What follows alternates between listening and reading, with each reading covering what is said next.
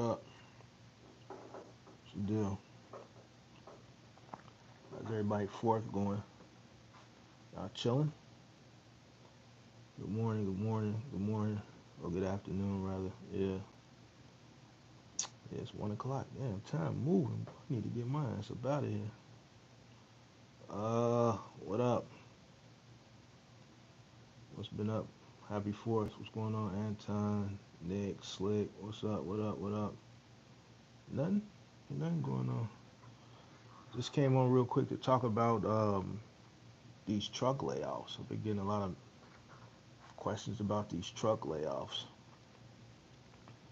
and I guess it's putting a lot of fear into people. I guess as far as uh, where they think the market is at, as far as recovery is concerned. Nick Gurr said he still got his hands, didn't blow them off.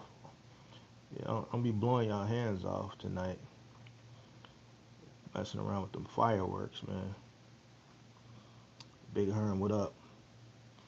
Yeah, so a few people reached out to me over the past few days about just I guess the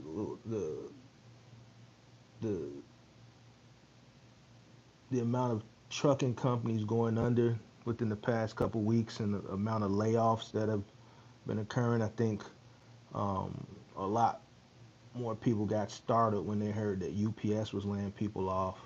Obviously, the CH Robinson layoff, they cut about 86% of their sales staff as far as their brokers.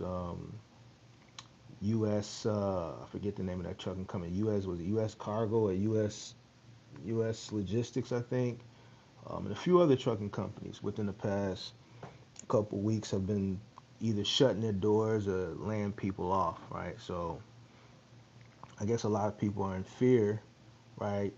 And then Freightways put out an article in regards to growth slowing down. Um, so here's what I want to talk about, right? Um, I just kind of want to explain it from my perspective. I think, I think people may be looking at it wrong. Um, First, I want to talk about,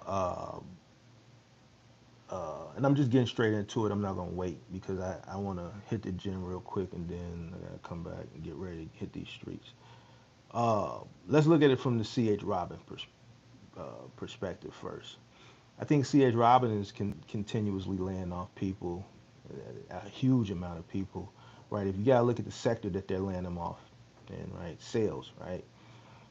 I think their focus is on cutting cost, right?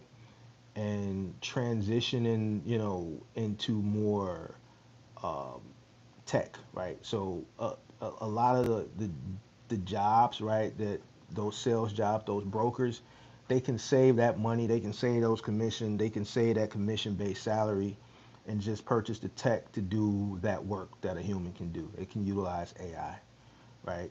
So I wouldn't look at it from a negative standpoint as far as freight and growth of the volume of freight and things of that nature. I think that's them getting in front of the curve and embracing technology now before it's too late, right? That's what that is. So don't look at the C.H. Robinson thing as FUD, fear, uncertainty, and doubt. Um, as far as the growth of freight and the recovering of this freight recession, that's simply them cutting their losses, transitioning from utilizing humans into utilizing technology, obviously to save them money in the long run, embracing technology to ultimately save them money in the long run. It's coming. We've been talking about this for 2 years. Now, that's pretty much cut and dry.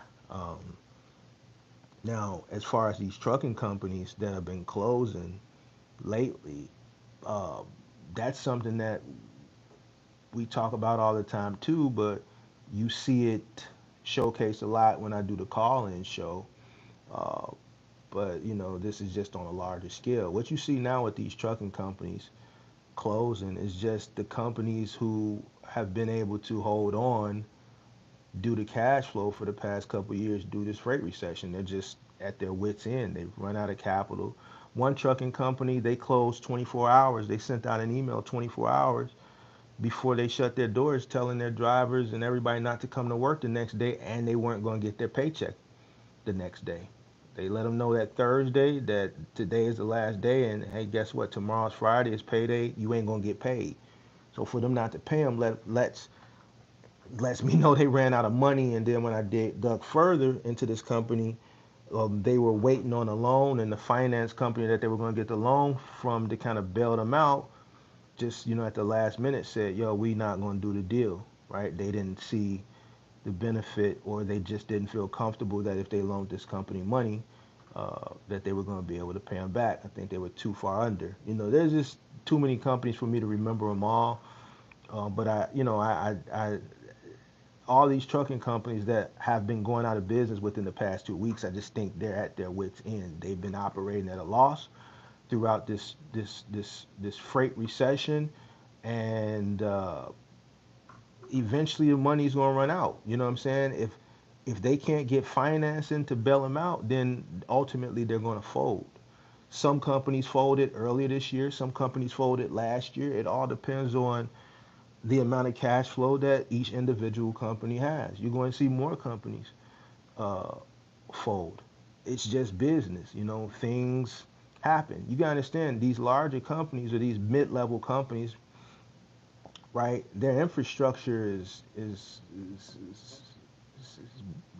different than what you have to deal with, being an independent owner operator. And I'm not saying that, to frown upon you, but coming from a person, coming from a background of running a fleet, having an office staff, you gotta look. These people have people that are in place that aren't out doing the actual work that pays the bills, right? If you have a trucking company, the truck is out, right, earning.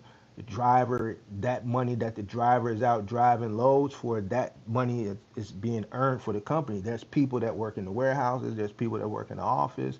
The executive branch, the CEO, the CFO, all those people, get paid from the trucking company, but they're not directly, doing what brings in the money, right?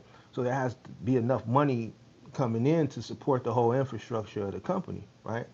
And when, you hit a point where business slows down for whatever reason, we know the reason that most trucking companies started to go on a decline was due to things that were beyond their control due to the economy. This was bound to happen. Some companies just lasted longer because their resources or their cash flow, right? I you know I mean, UPS, I think the situation with UPS is, I think not every market is laying people off with UPS. The market that I looked at, um, was it Baltimore or somewhere over there in the DMV or something like that. I think they're just downsizing due to less demand. You got to remember, a lot of these companies scaled up during the pandemic to meet the demand. They scaled up to meet the demands of the business, and now that that demand is no longer there, they are scaling back. How many empty, abandoned Amazon warehouses are across America that were being built, that went through construction during the pandemic, and right when construction was damn near complete or being complete, the market shifted, and now you have these Amazon facilities that have been sitting dormant for 2 years. All right. I think a lot of people misjudge this. And, you guys send me these freight wave um, articles, what I'm saying? And, you know, you guys know how I challenged Freight Wave. Freight Wave said in 2022, 2023, the second half of 2023, you were going to see demand increase. And I said, no, you're not. And because it's freight waves, y'all thought that freight waves knows more, and I said you're not. You're gonna see this go on for a minute now. What you see now at the beginning of 2023, this is gonna be like this the whole year. I said that. Why? Because I don't see all the TA, the technical analysis and stuff like that. That's fine. It's good to look at that, but your best your best evidence is what you see around you. Consumer buying behavior. What's the sentiment of the consumer? Where are the consumers at? Pay attention to what's going on around you. Where are the dollars being spent? We're at a point where repossessions are at an all-time high, credit card deficits is all-time high.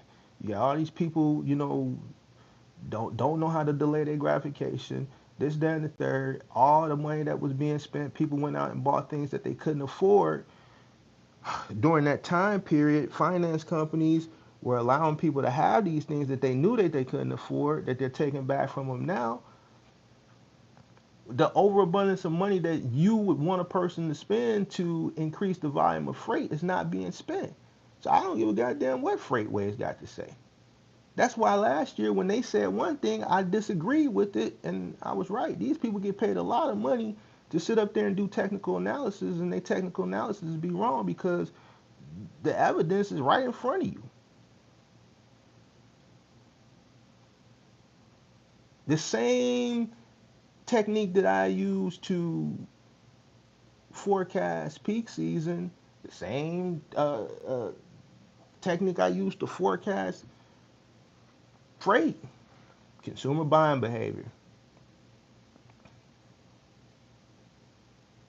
It's just like saying, yo, the housing market is going to boom. How when the inventory is down? Where are they going to buy? What are they going to buy when no one's selling their homes? In order for it to boom, there has to be an overabundance of inventory, and there's not an overabundance of inventory because people aren't selling their homes. They stand put. Why? Because they're in a cheaper interest rate, and they know that whatever they buy, if they were to sell their home, they're going to spend more money for it than what it's worth at a higher interest rate. So people are just sitting still. So there's no abundance of inventory for there to be a housing market boom. On top of the fact that people really don't have the money anyway. You see the earnings gap and the earnings to cost of living gap is getting wider and wider and wider. You see these interviews on the news all the time with people making 175, 180,000, 200,000. They can't get approved for a $400,000 or $500,000 house.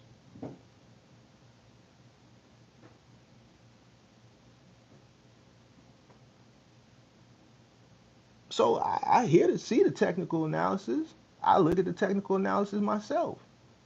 But then I look at everything around. I look at the consumer buying behavior. It's right in front of you. Just go to your local store. When you're standing in line at the at the grocery store and at Walmart, when people scan and look at their faces when they scan and that receipt come out. Look at your receipt when it come out.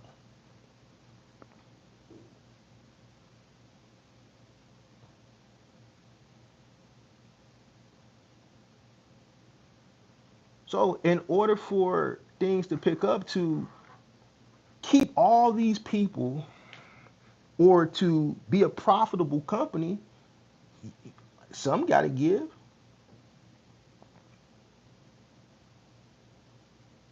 Go look at Ryder. See, this is what I'm saying. The evidence is right there. Why is Ryder doing buy one truck, get the second truck 50% off? Are they still doing that sale? They was doing that sale about a month ago. Buy one truck, get the next truck 50% off. Do you think if business was great, they would have a sale like that? Buy one truck already at a cheap price, and then we'll give you a second one at 50% off?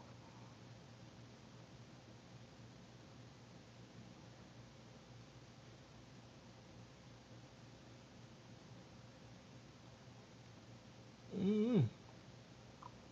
Mm-hmm. So I don't know. I don't think that the the reason why these companies are failing and laying people off is because the market is going to continue to go down. I think we already seen the bottom. I think the reason why these companies are going out is because they they can no longer operate at a loss.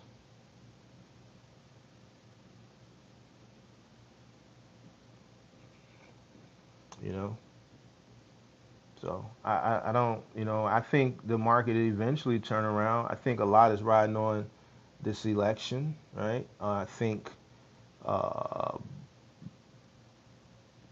people that do have money, right?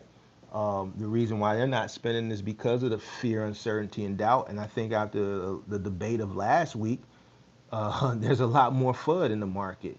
We've seen one market within the past 2 days uh, uh, is reacting, partially because of that. Um, uh, you got, the Democratic Party leaning on Joe, the, the actual party's leaning on Joe to fall back. They're not doing it in the public, but it's leaked that they're doing it behind closed doors. So, you know, things could potentially, maybe not get better, but I don't think it's going to be. Well, I should say I don't think the reason why these trucking companies are closing is because has I think the main reason these trucking companies are closing is just because they just met their wits end as far as operating at a loss. They've been operating at a loss for a few years now, and it's just their time.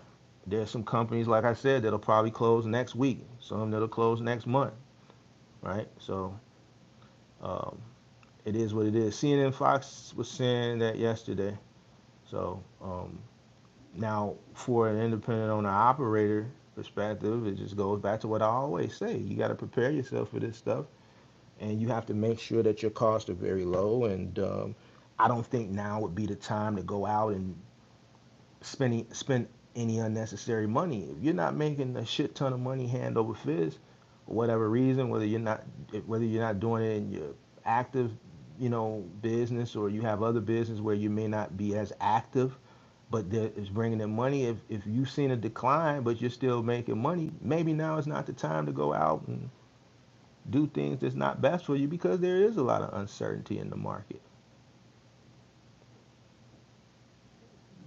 So life is about choices and decisions. Business is the same thing. You have to be prepared for the unexpected in business. You don't have,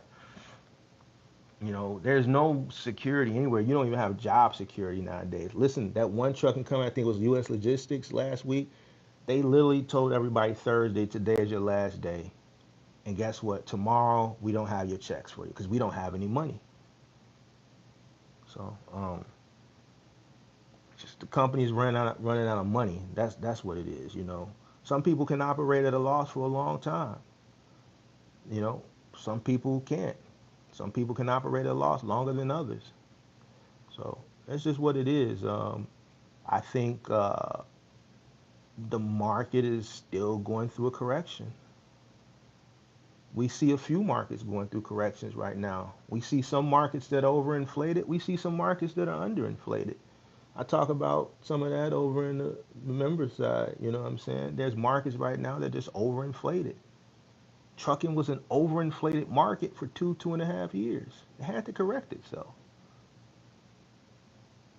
And throughout this correction, we see a shift of how the market operated prior to the pandemic to now. Now, for people that have been following me for the past 2 years, how we forecast. I've taught you guys how to forecast peak season. I'm not doing this whole peak season. I did it for 2 years. I've gave you guys the entertainment. I went to war with other content creators, some that we, amicably had, friendly challenge based off information. It was cool. Some people it turned into something and we're rivals. We probably, we're just not cool. But both years I was right? I've showed you, how to TA that, and I told you and I taught you guys how to look into that, right? It's July now, so what are we looking into? I'm not doing the peak season content this year. You know why? Because I've already proven to you that I know how to forecast it. I'm gonna let you forecast it yourself. So if you want to go out and bet your bottom dollar and hope and pray that peak season is going to be your saving grace because it was so great in 2021, that's on you. It'll never be like 2021. I'm not saying that it'll be worse or better than last year. What I'm saying is I'm going to let you forecast it on your own. If you're new to the channel, then you got to go back and watch, peak season content that I used to do from 2023 and 2022. Another reason I'm not doing it is just because people get too emotional about it. They hate to hear somebody tell them what's true. Listen, the shit just don't come out of thin air. It don't. You don't know how the supply chain works. So if I told you how the supply chain works, you need to be looking at peak season. You can determine peak season in July and August. If you don't see an insurgence or an infusion of ocean freight coming from overseas, if you don't see that volume of freight coming from overseas and towards the end of July, all through August, if you don't see that overseas volume pick up, if you don't see that container volume pick up in July and August, what do you think peak season is going to be? If you do see it pick up, depending on the amount, the percentage you see it picks up will also help you determine how big or how small or if there'll be any insurgence or peak season at all. 2022, I said was going to be no peak season. It was no peak season. You know why? Because container freight was low in July and August. This shit has to come from overseas. Majority of the general freight that you buy in the store, toys and things like that, is manufactured overseas. If it was manufactured here, you'd be paying a lot more for it, right? So guess what? It takes about 30 days for it to come overseas. That process usually starts in July and August, right? In order to keep the freight low, when it hits the port, it doesn't necessarily go across country or where it needs to go by a truck. More times than not, it goes by rail. It goes intermodal because it's a cheaper way to transport it, right? So a truck picks it up at the port, takes it to a rail, and then it goes where it needs to go, intermodal, right? That takes time.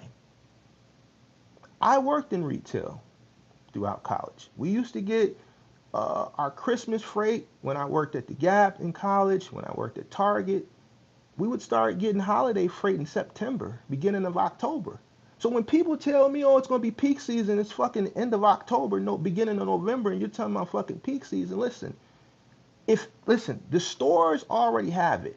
The warehouses already have holiday freight in the back room and the warehouses in September. That shit starts coming in September, October. That freight starts getting moved via truck sometime in September and October. Shit is already where it needs to be, don't you think, by November? So when people used to say that crazy shit to me, I just say, I can't wait to peak season because all these content creators, they know so much. They've only been in this business less than a year, but they're telling these people, go out and run extra trucks and all this, that, and the third, because peak season is right around the corner. We finna run it up. And I just didn't make sense to me.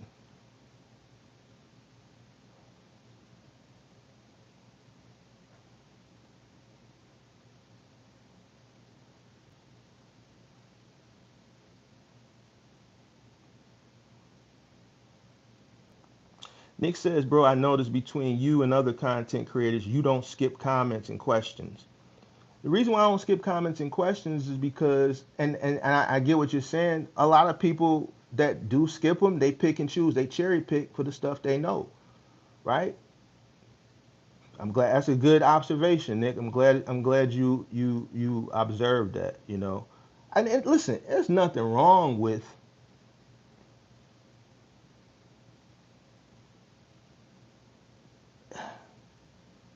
listen, there's nothing wrong with creating content if you're new. But when you're selling yourself as a person who can provide success for someone based off of your minimal experience and then they're buying into whatever it is you're selling, whether it's coaching or mentorship or courses and things of that nature, if you don't have that experience, how can you warrant someone going to be successful when you're still trying to figure this shit out?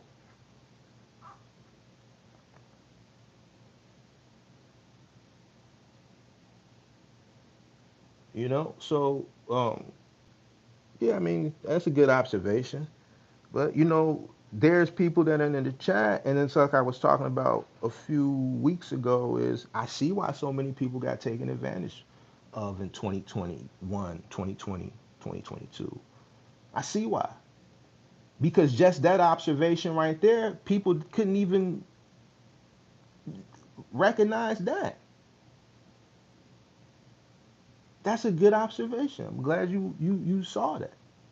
This is why so many people got taken advantage of. The evidence was all around them. And what hurts a lot of people's feelings is when I say, yo, you bought into it and the person never lied. They showed you their journey. Their first video was 2 weeks ago where they said just rented my box truck, started my box truck business. 2 weeks later, they had a link for you to tap in and buy the coaching and mentorship, and you bought it. You bought coaching and mentorship for someone that literally posted a video 2 weeks ago that said they just started their box truck journey. You are a fool. You can't blame nobody but yourself. But when the guy that sat up here and told you you ain't gonna see no peak season, I didn't tell you why, right? I didn't give you the strategy of how to determine it, but I told you I did give you the basics on why. I didn't give you the technical analysis on why, but I gave you an understanding of why I was saying that. You shunned me,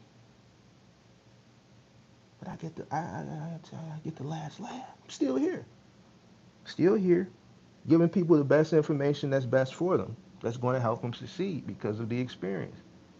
So I want you guys to start looking at the ocean freight right now. Pay attention to the ocean freight this month and next month. It's going to determine if there's going to be a peak season or what a potential peak season is going to look like based on the volume of freight that comes overseas. This is how you determine it. The freight that you buy online or in the stores has to get manufactured, and 9 times out of 10 it's coming from overseas. So the volume of freight that normally picks up during the holidays, because a lot of people buy during the holidays, it's going to have to get ordered and it's going to have to be transported, right? And that first method of the supply chain of transportation is going to be overseas. It's going to come by cargo ship. Then it's going to run intermodal. Then you'll see it in your box truck. But if it doesn't come over, if you don't see a increase of ocean freight now, July and August, or whatever increase you do see, if there is an increase, depending on how much it is going to determine what your peak season is going to look like. I'm just the viewer said, bro, there's always going to be a peak season. People won't start buying stuff. Oh, you're right. So what happened in 2022 and 2023? See, you're misunderstanding what I'm saying.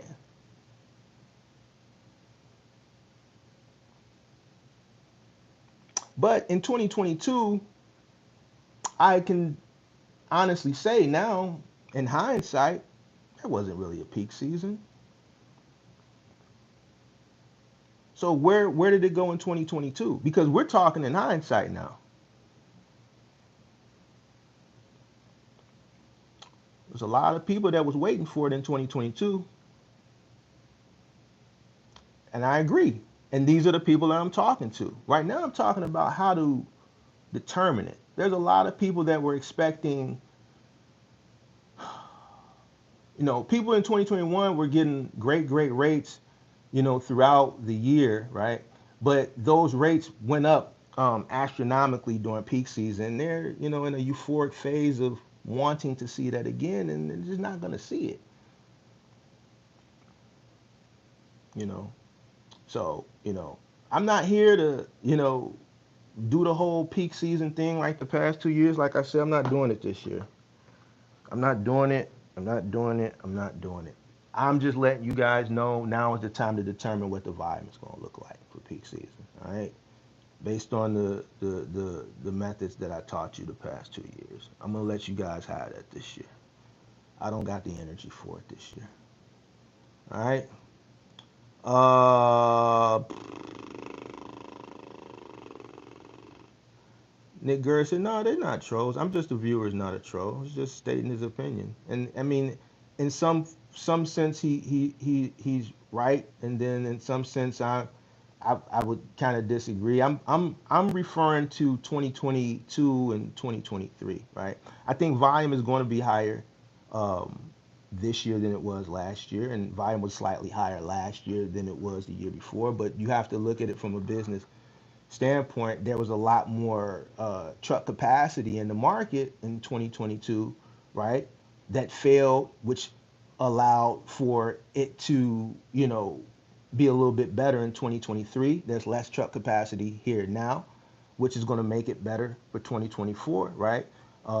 So I think there is going to be an increase. I don't think it's going to be what a lot of people who are still new, who like the people who don't know their cost per mile and don't know their operational costs that are coming in right now, and they're looking at content from 2021, 2022 when they search peak season. Those are going to be the people who ain't going to understand what I'm talking about. Those are going to be those people, right? It's not going to be the people who understand what I'm talking about, right? So, all right. What up, Mark? Independence Day. Yep, happy Independence Day. Uh, I'm just a viewer. Said honestly, most people need to get out of trucking and saturate with inexperienced people. I would agree. I think the people that are inexperienced are falling by the wayside. Some people have been holding on. It's still a decent amount of people in here that are holding on by a thread. So, you know, over time, the market will continue to correct itself. What is due? But it has to exceed capacity to get better for rates. There will be an increase, but it has to exceed capacity to get better. Definitely. And this is what we're talking about. Anila said, "What's a peak season?" Look it up. I mean, the word, just the term peak season pretty much defines what it is. If you understand the definition of peak and you understand the definition of what a season is, um, there you have it. Um, let's get rid of Daniel China. Listen, anybody that says anything that's not directly related to trucking or something educational, let's just get rid of them. So Daniel Chima says, please buy me a PS4. Let's just get rid of him altogether. Anything that doesn't have anything to do with trucking or directly related to trucking or something educational, I don't mind if it's about, the presidential debate. I don't mind if it's something educational, because even that is kind of directly correlated with trucking, right? Because depending on who the candidate is or who's leading, the race as far as the popular vote is concerned, ultimately will affect, trucking one way or the other, or how people spend their money one way or the other. So stuff like that is fine. But Daniel Chima says, please buy me a PS4. Can someone please remove Daniel? All right. We like, hold on, I'll do it. Let's get rid of Daniel. We don't got time for that shit.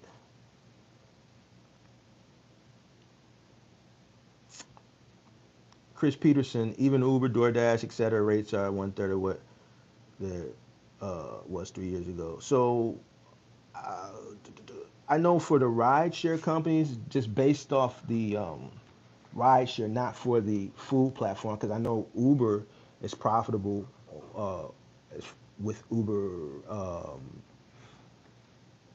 Eats and Uber Freight, right?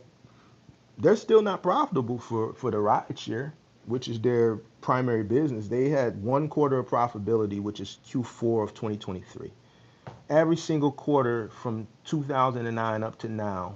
So even the first 2 quarters of this year, they weren't profitable. The only quarter that they were profitable was Q4 of 2023. Um, uh, uh, I don't know about DoorDash. I don't know about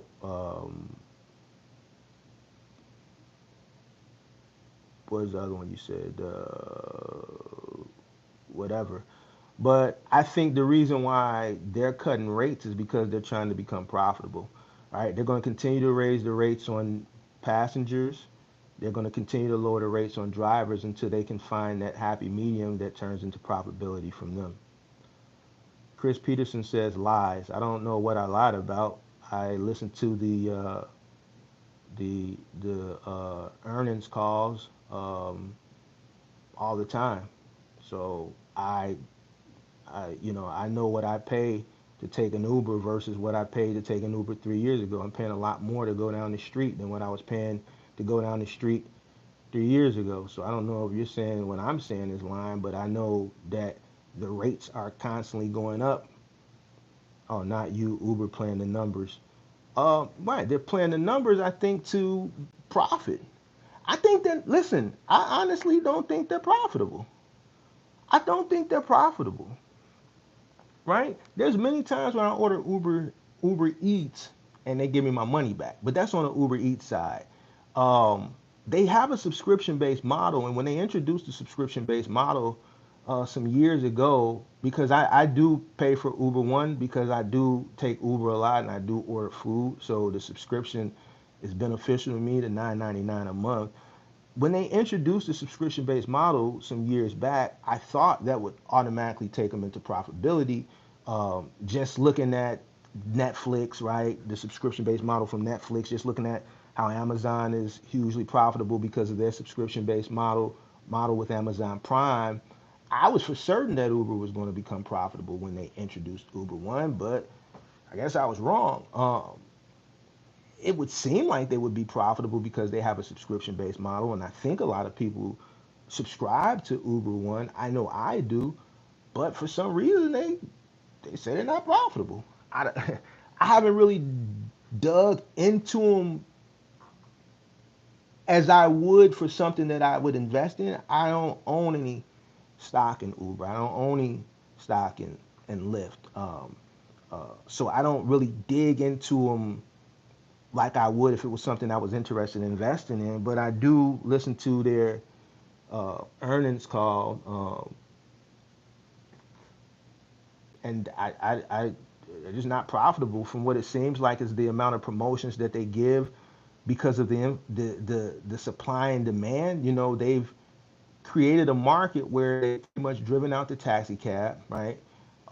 And the consumer is forced to rely on them due to the fact uh, of that, but because of the decrease in wages that they're paying the drivers, they're not able to keep drivers to meet the demand, so they're having to give promotions. So it's just like giving free money away, and then giving passengers discounts here and there and things of that nature. It seems like that's where the money is going. I mean, I could be wrong, but I don't know. I would really have to do a full deep dive analysis to really understand why they're not profitable.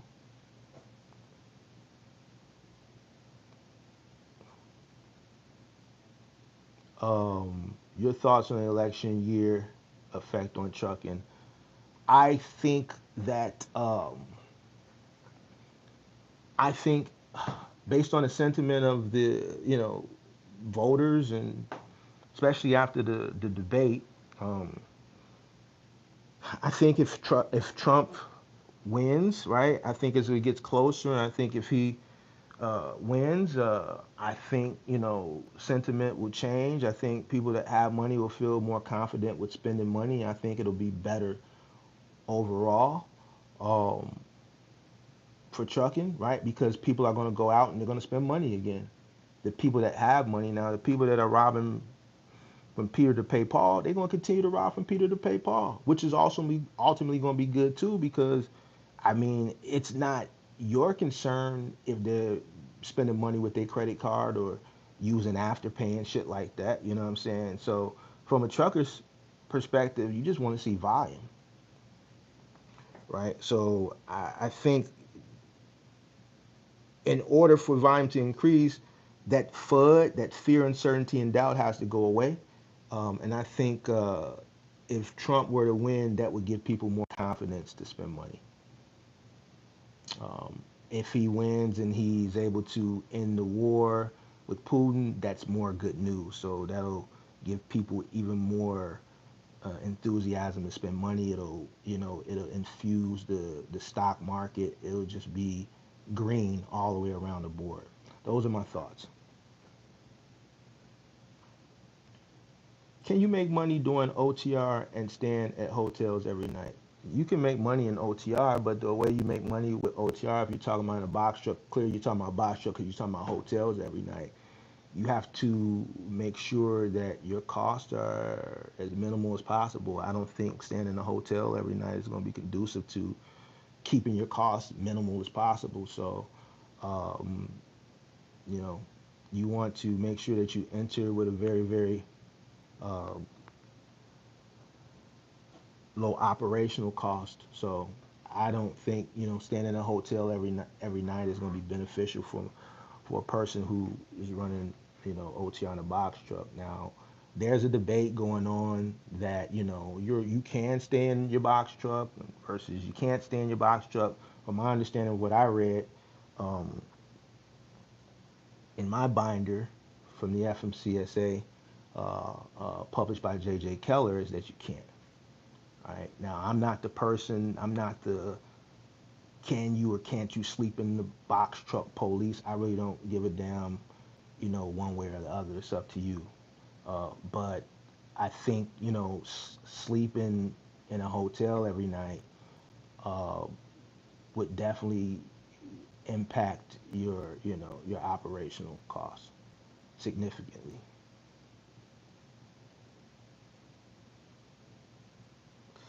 We will see the truth once the Fed investigates Uber AI tech. Are the are the feds looking into it yet? I haven't heard anything about that. Uber is spamming us with these $2 offers now. For as a passenger, they ain't sent me no coupon for no $2 ride.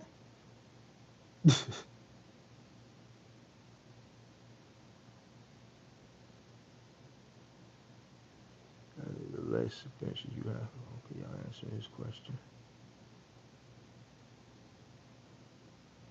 What's the average rental rate for a cargo van? Man, the last I heard, man, they was renting cargo vans damn near as much as they was renting box trucks. Somebody came on one of the call-in shows and said he was paying like 500 or 600 a week for a cargo van. That shit crazy, but I understand why the demand for cargo vans is a lot higher than box trucks, believe it or not.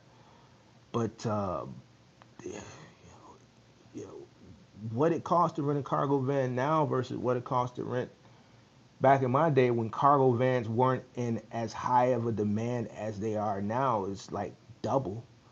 Um, I think, if you're going to pay that much for a cargo van, and here's why, you can make, like, in some instances, you got people that are in cargo vans that are making more money in a 26-foot box truck, market dependent. But your average load or your average, if you're getting paid per piece or per load, is a little bit less than what it would pay for a box truck. So you need to make sure if you're going to rent a cargo van, it's beneficial to you. I wouldn't recommend renting a cargo van at these current rates today. To me, it don't make sense. I would go out and start from humble beginnings. Even if you go out and you get a 1500 T150 that's 7 or 8 years old for $12,000, you're looking at a couple $100 a month. Note that depending on what you're doing, you can pay your car note in a day and you still got the rest of the month. Like I wouldn't go spend $500 a week on a cargo van. There's no way in hell. I would rather just get me a T150 or a Chevy Express 1500 and that maybe got 175,000 miles on it for 12,000 bucks or whatever it is. Maybe a 2014, 2013. I don't care. Get me my little $300-400 car note a month and then work from there. You know what I'm saying? I think a lot of people jump out the window.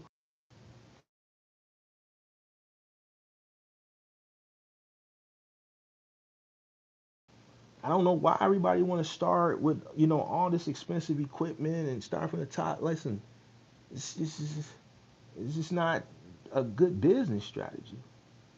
It's just not. Start from humble beginnings, work your way up. There's nothing wrong with starting off small, working your way up. Everybody want to start at the top. I don't get it, man. I don't get it. It's hard to hear you. I have volume max. Hold on, let me see if it switched out.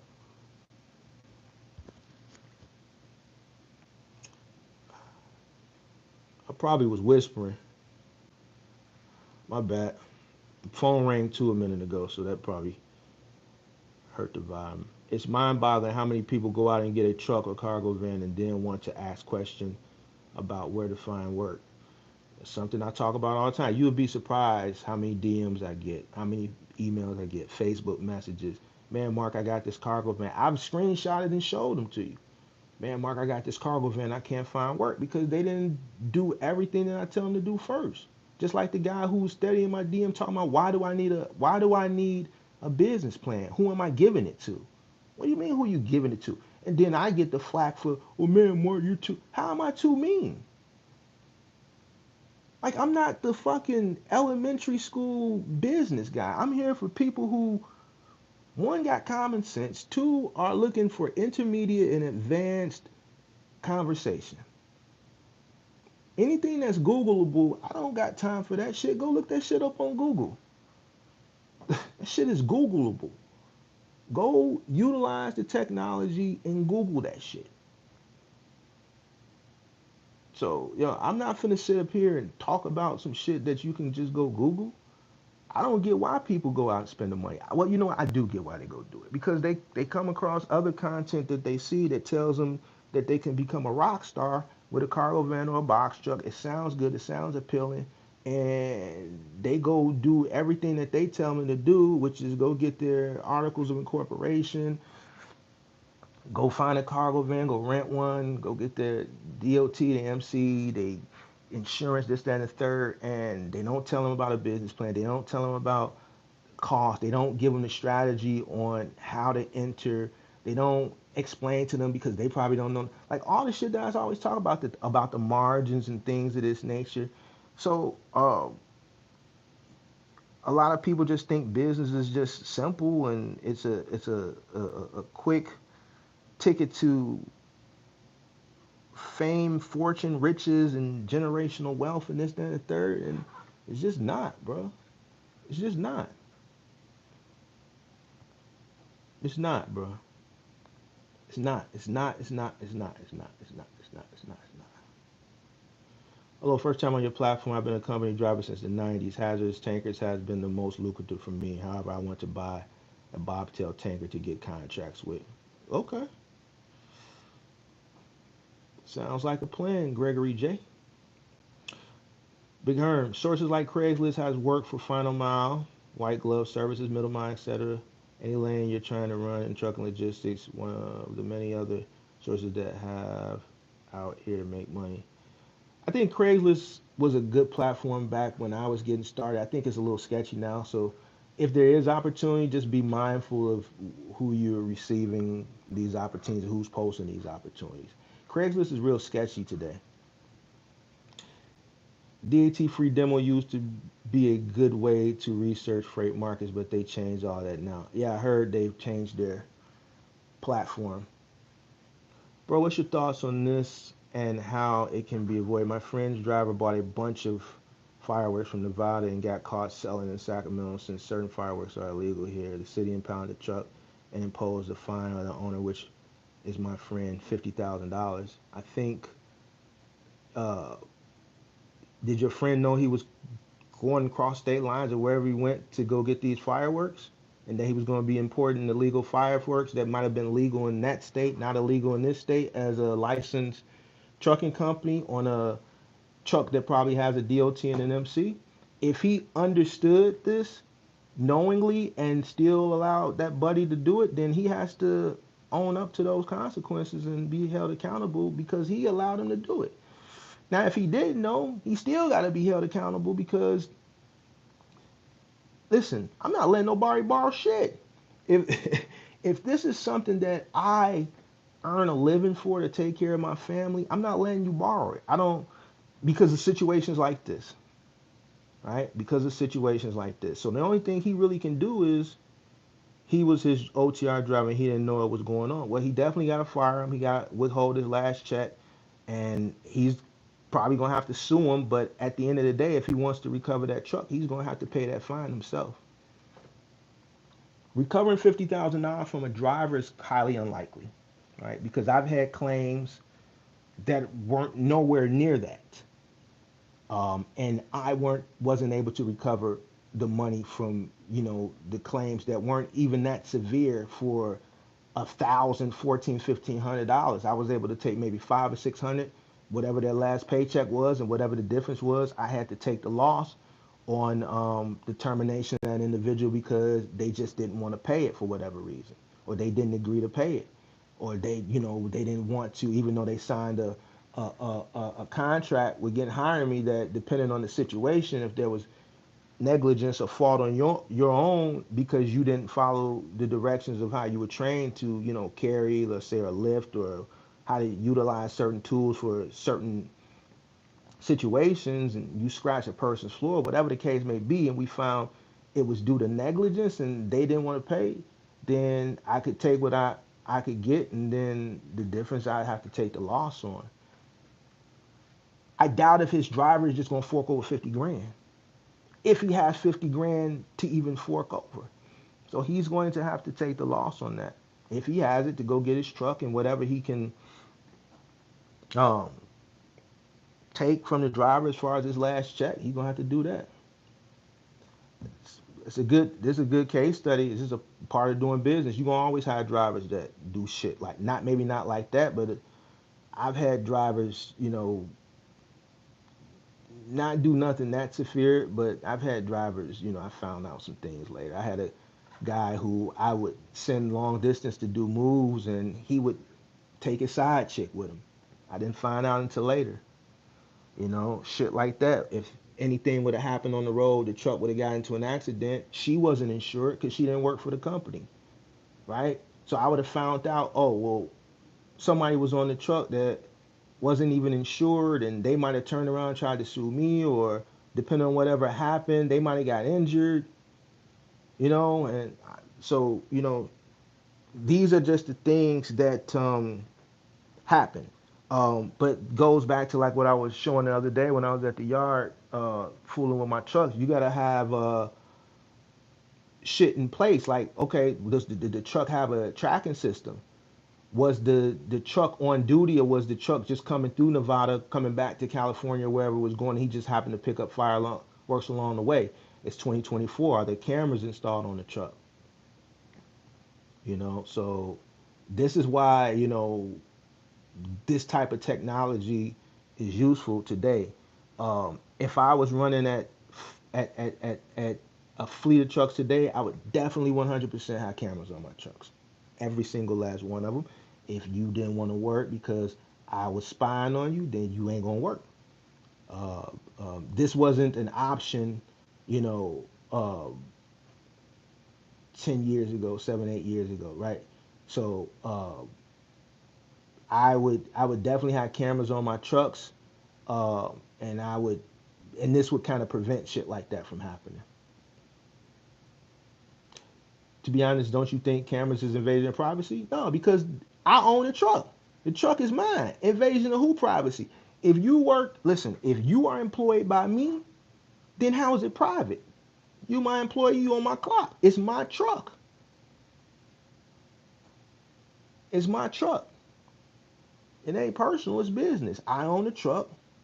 I own the business. This is my truck. So it ain't invasion of privacy. If you come onto my property, I got cameras. How's an invasion of privacy? It's an invasion of privacy if I got cameras in the bathroom or something like that, or some crazy shit like that. But if I got cameras on the perimeter of my home, and you breaking into a car that I say got parked in the driveway, no, ain't no invasion of privacy. You on my property. Um, I don't think so. You know why? Because I have to do what's in the best interest of the business. And the best interest of the business is making sure that the equipment is where it needs to be, and that the employees are doing what they're supposed to be doing while they're operating the equipment. Um, because we don't want to take any losses. So, doubt the driver has 50K lying around or wouldn't be selling fireworks. Yeah, he probably don't. Your friend probably gonna have to go get his truck on his own.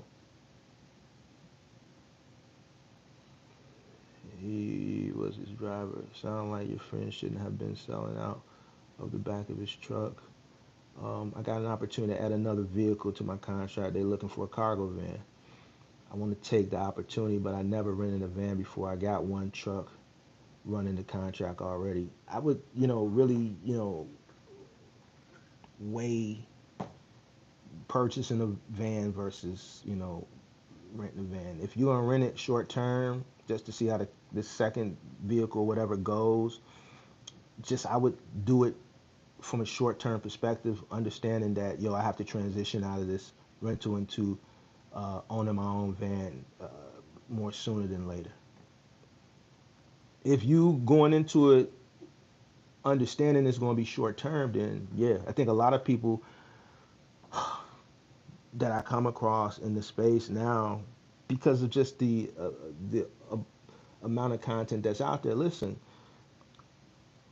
just think that they can come and be sustainable for a long, uh, um, uh, have a long tenure in this space with operating solely with a rental vehicle. And it's kind of ludicrous to me. And even was that content creator that said, "Oh well, the difference between me and the whole maintenance thing, which is ludicrous to me," and I've explained why. Um, I've heard a creator say, "Well, the person who owned a truck, he got to move his truck every day. Me renting a truck, I ain't got to move mine. Mine can sit." That's the most craziest shit I've ever heard. Why? Because y'all see, I got two trucks that's been sitting since I retired. The only two trucks that I actually kept three, and I sold one last year, right? But I still have two. They've been sitting for 2 years. I've been paying the monthly bill to pay to store them. I've been paying the insurance. So that's a goddamn lie. If you own a truck, right, your truck can literally sit for cheaper day to day than a person who's renting a truck. Because guess what? My truck's paid for. So that don't make sense to me. A rental truck, you're constantly paying week by week by week by week by week. So when I heard that guy say that, and I listened to all the people that were like, yeah, yeah, that's right. That shit makes no sense to me. Anybody that has common sense would realize that shit don't make no sense. How is a person who owns a truck, and if their truck is parked for, let's say, a day or a week or a month, how are they spending more money than the person that's renting a truck? How? How, Sway? Can somebody tell me how? But this is the type of people that people listen to. So I would, if you're going to do it with the understanding that you have to transition out. Renting a van today, in today's time, with the demand for vans, is going to be costly. And that excess money that you're spending on renting it, that you can add that into your profit margin. The object is to make more money and spend less.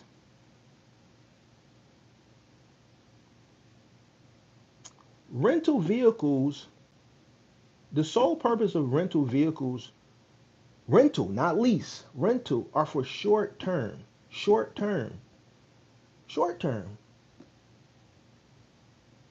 not long term.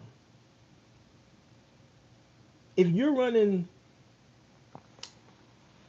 a fleet of trucks, like it would be times where we would rent like 3 to 5 trucks, primarily in the summertime, when my fleet was fully built out. But we were getting those trucks at our peak season, which would be spring and summer, primarily summer, because if anything happened, we had to send the truck in for maintenance or PM, or if a truck broke down, we didn't have the time to, go through the whole process. We were just to have an extra trucks on standby, and it was worth spending that extra money.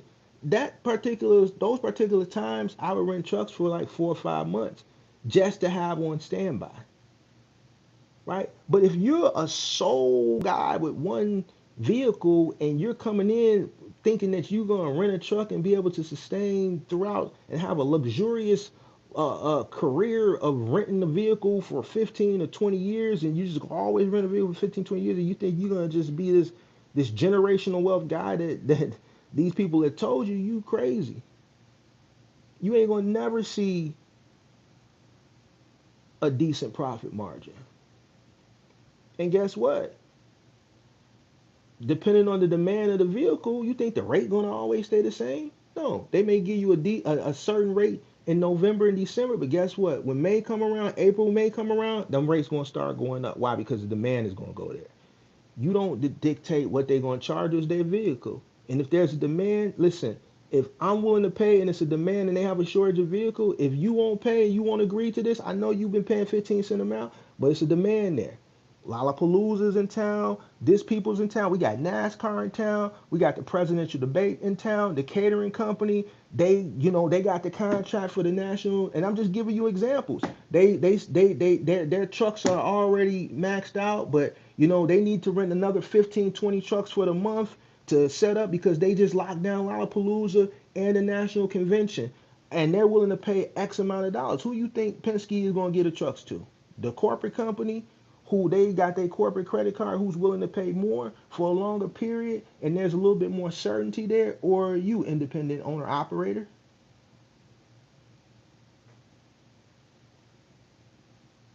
They're going to take the money while it's there because they know October coming right around the corner and the demand ain't going to be there no more. So we need to make as much money as possible now while the opportunity is here. They seize the opportunity. It's business. This is why they don't do long-term rental agreements. They'll give you a 60-day lock-in. We'll lock this price in for 60 days. You want something more long-term, then yeah, you need to sign this 2 or 3 year lease. They're not finna do no 2, 3 year lock-in, price lock-in for no rental. Short term. So, if you're gonna rent, man, rent with the understanding that it's short term and you need to transition out of it sooner than later.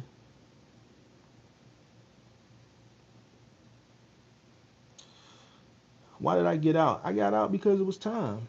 I had been in a long time. People didn't want to come to work anymore because uh, of the pandemic. They had all the free money. I found myself back out on the truck 2020, 2021, 2022.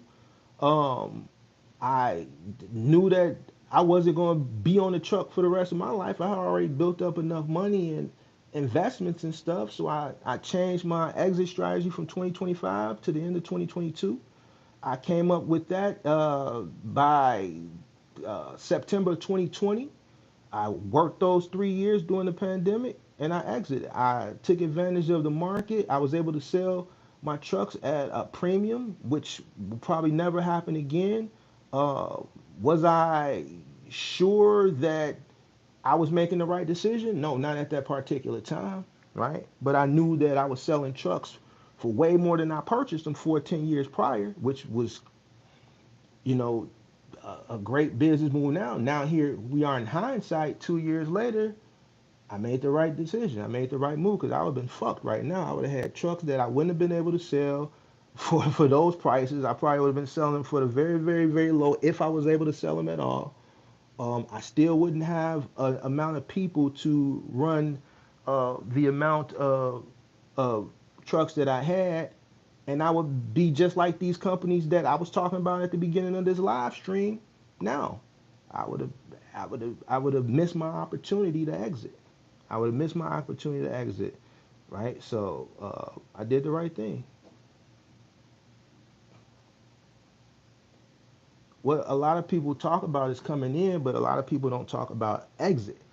You know, you have to make sure that that your exit strategy is trump tight like um, your entry strategy. Now, was I expecting the pandemic? Of course not. But I did already have an exit date of 2025. The pandemic allowed me, and it wasn't easy, right? It was easy from a financial decision and perspective because I was able to exit, probably better than exiting in 2025 because of the inflation, right? But from a hands-on perspective, no, because I had to get my ass out there and work again, physically, right? And that's something I hadn't done in 7 years. In 2013, I came off the truck and focused on building the company. I was in the office. 2020, I had to come back out. So physically, it was brutal for me physically. Like I had to go through therapy and everything. I threw my shoulder out. I fell off the truck 2 times. You're talking about a guy who started this shit at 30, came off the truck at 33, and then had to get back out there at 40, right? So physically, it was rough for me. It was rough. Financially, it was rewarding, right? So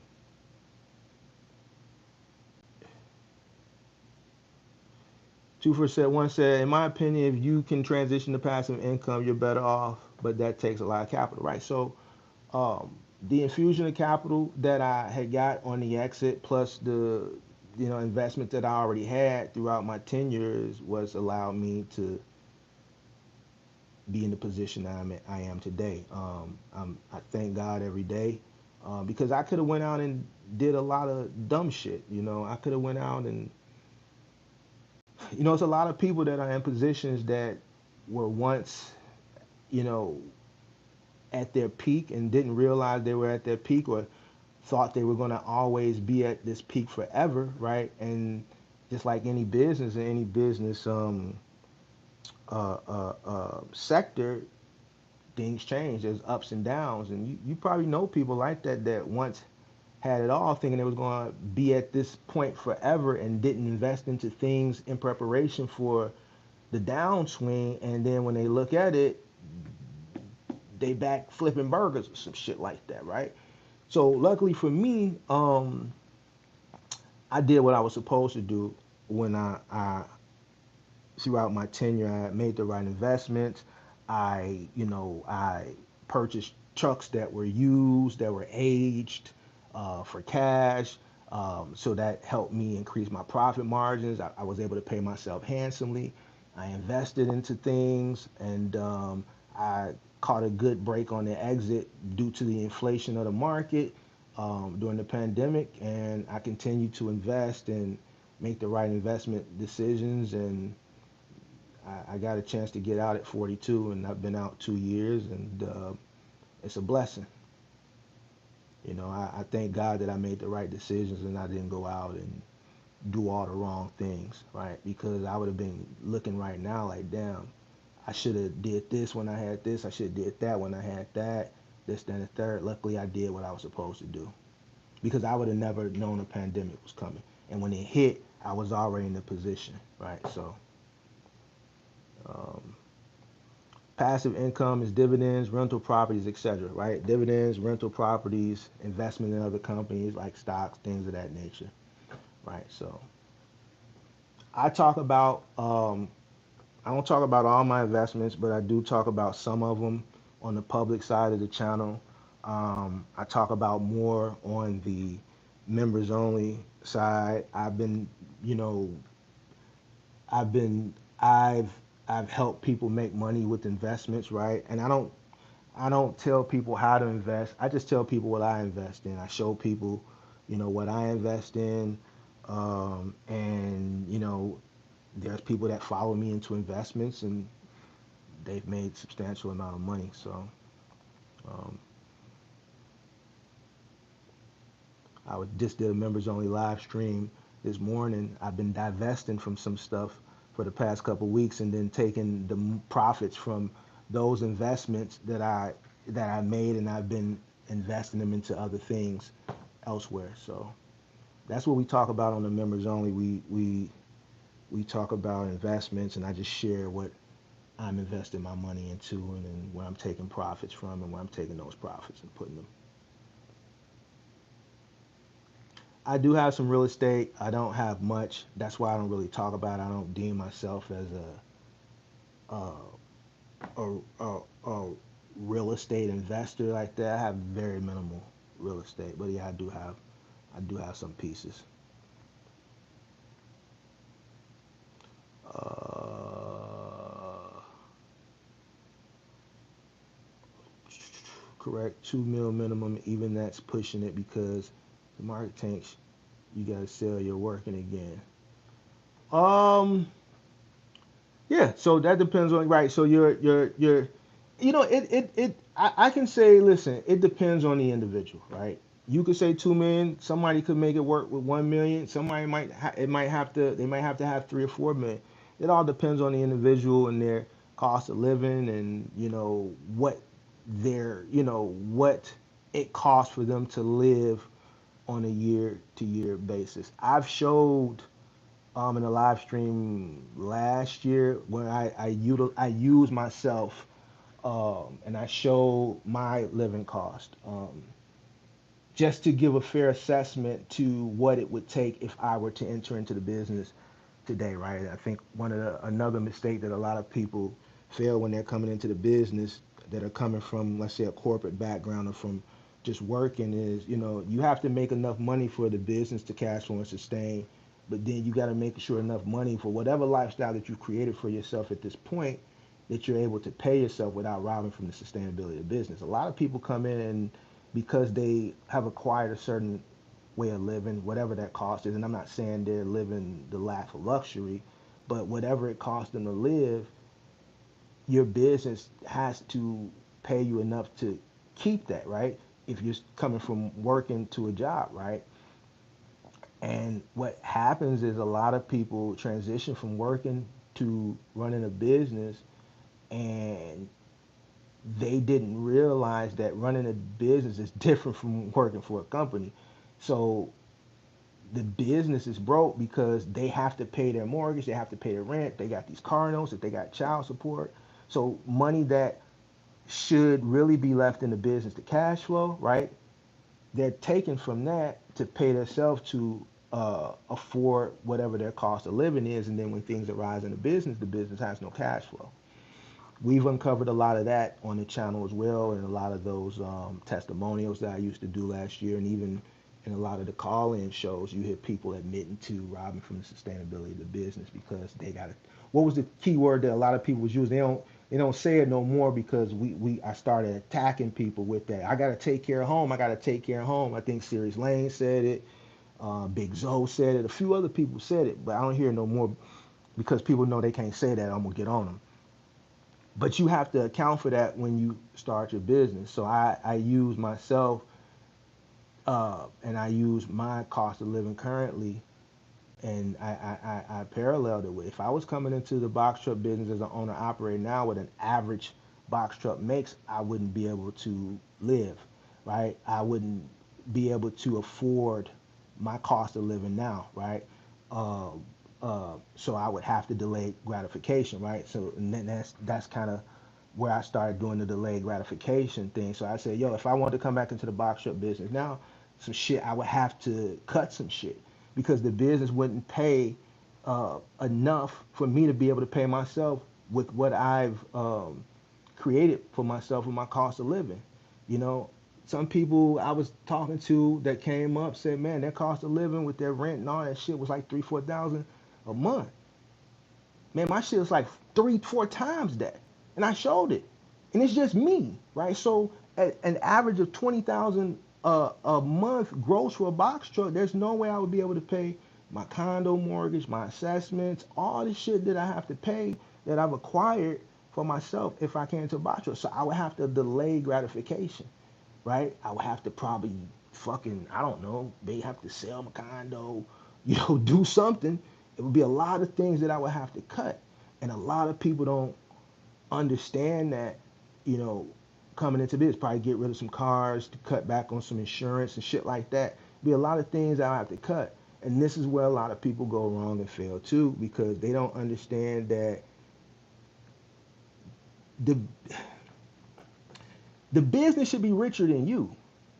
If you're paying yourself more than what the business can cash flow, then you're doing something wrong.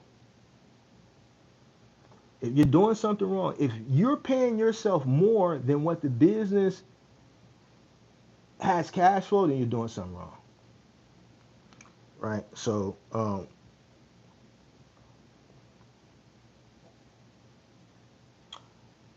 what you think about XRP? I think XRP is a stable coin. I got out of XRP about 3 months ago, and I transitioned every single XRP I had into. I almost said it. We got to say that for the members only. But I will tell you, I'm out of XRP. I'm out of XRP. I got out of Cardano. I'm not in Cardano. I got out of Cardano before it really, really tanked. I got out of XRP. I just don't believe in those projects anymore. I had a lot of money in XRP. I had a lot of money in Cardano. I divested from those and reappropriate those investments into something that's a little bit more has a little bit more use case in today's time. Natural Balance said, "Don't let anybody tell you different." I ain't telling nobody different. If you're saying that I'm telling people not to get a box truck, when did you ever hear me tell people not to get a box truck? There's always people that come in that new to the channel or don't follow the channel. When did I ever tell somebody not to get a box truck, Mr. Natural Balance?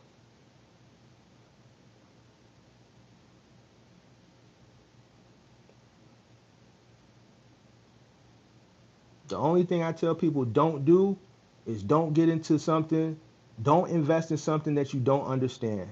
Not you a lot of losers spreading negativity. Okay, just making sure. Appreciate you. Congrats on getting out of XRP. Too bad about ADA, but yeah, I agree with those choices. Yeah. So um, I just, XRP, there's a lot of FUD. Like, here's the thing. I,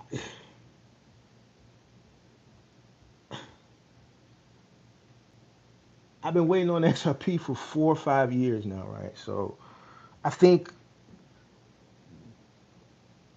the time that I really thought XRP was going to run was last bull cycle, and then we got hit with the SEC lawsuit, and then now I just think there's still a lot of money. It still has a lot of volume, but I just don't believe in the token anymore, and I'm just tired of money sitting in that asset that I feel like the amount of money that I had sitting in there that because of the accumulation for so many years, I'm looking at other things that I could have that money in that's working or that's moving, that money could be working somewhere else. So, I just, eventually got tired. Ada, I feel like Charles Hoskinson is more um, concerned with saving Africa, which is great, right? I think Charles Hoskinson is more concerned with saving Africa than he is, saying the price of the token and the project. And I can appreciate Charles Hoskinson's um, due diligence on building a good project and taking his time. But as an investor and understanding that crypto is not like stock, um, it's too much of a risk to have that money tied up if it's just not going to move. All right, the bull run is only going to last so long, and if it's not going to be beneficial for me this cycle, then I can put the money somewhere else where it will be. Really appreciate you and your knowledge on the industry. Thank you. It's all good on deck. Two for one says too much sell pressure on Jeb's bags. Yeah. Anton said XRP is going to run still. I think one Bitcoin hit a new price to discover XRP will follow. I think if the market does have a parabolic phase this cycle, because we're seeing just different. It's just this cycle is just not really running cyclical to other cycles. You've seen a meme infusion at the beginning of the cycle, which is not normal. Usually memes run at the end. You just see a bunch of new memes and people gambling for the past few months, which is not normal. Um, uh, there's just a bunch of things that are not uh, running cyclical to the previous cycles. Um, I mean, if we do go through a parabolic phase of this bull run, yeah, everything's going to run. But I think that large number that people have been throwing out for years for XRP, I don't see that happening. I don't see it happening. It's going to run, yeah. I mean, if we go parabolic and it goes to $4 or $5, then yeah. But that 25, $30, $50, no, I don't see that. Um, Two for one says after 10 years in crypto, I'm closer to being BTC maxi than ever. Yeah, that new all-time high before it happened was a big sign things are changing. You're right, because we've never seen that before. We've never seen that before. I think, and I mean, you may agree, you may disagree. I think the reason we saw that new all-time high before having it had a lot to do with the institutional investment. You know, institutional dollars is something that we're not accustomed to in the cycle, right? So with all the institutional money, a la, BlackRock and then Grayscale selling off their position because of uh, the ETF for their clients to buy in at a cheaper rate. Um, I think that had, a big part of the reason we saw that, right? Because BlackRock was buying X amount every single day until they built out their position and then they stopped, right? So a lot of that momentum was due to institutional dollars, right? Now, in order for us to, because we're considered smart money, you've been in 10 years, I've been in for the past 3 cycles, right? This makes my third cycle. um, Anybody else that's watching this that is in already that started dollar cost averaging in, let's say in 2022 or 2023, we're what's considered smart money, right? We are the people who buy low and we sell high, right? To dumb money, right? Dumb money is what you would consider your retail investors, guys that come in during the hype, similar to a lot of the people that came in, let's say during to the trucking hype of 2020, 2021, right? Because usually when the hype comes, the real money has already been made. We're the real money, right? Because we bought in very, very low. The money has already been made. We just need to sell to the dumb money, right?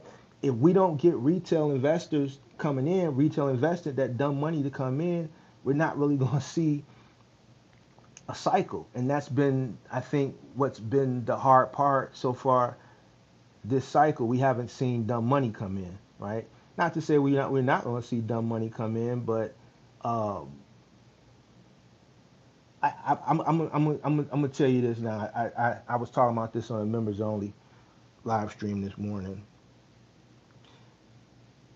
One of the key signals that I look at, right? I look at sentiment, right? Um, Alex Becker, right? Hasn't done a video in 2 months now, right? All right. Without influence, without influencers, influencers are going to help retail investment to come in, right? That's one thing. Views in that sector are down. And then another thing that concerns me is just the dollars that retail would bring. Does retail actually have the money to bring into the market for, guys like us that have been dollar cost averaging in for over a year that bought really, really low to dump our bags on? So those are just things that concern me. Kenzie says, "Who are you?" I'm the guy whose channel you clicked on. Uh, Anton says, "Shaking everybody out." I think, well, you got the Mount Gox situation going on right now with Bitcoin. So that country. Was it Germany? Germany, whatever country. I forget the country. I think it's Germany. That guy, what, he negotiated his way from going to prison by giving the country all his Bitcoin, and they're just dumping it right now. They don't want it. They're dumping it for the money. So that's one catalyst that's driving Bitcoin down. Um, so I think there's FUD, right? I think the sentiment has gone. It's probably neutral now. I think it is neutral now. So I think, and normally I talk about this on the members only.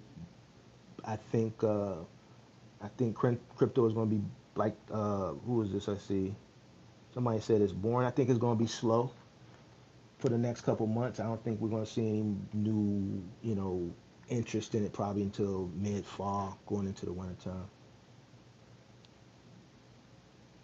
Um,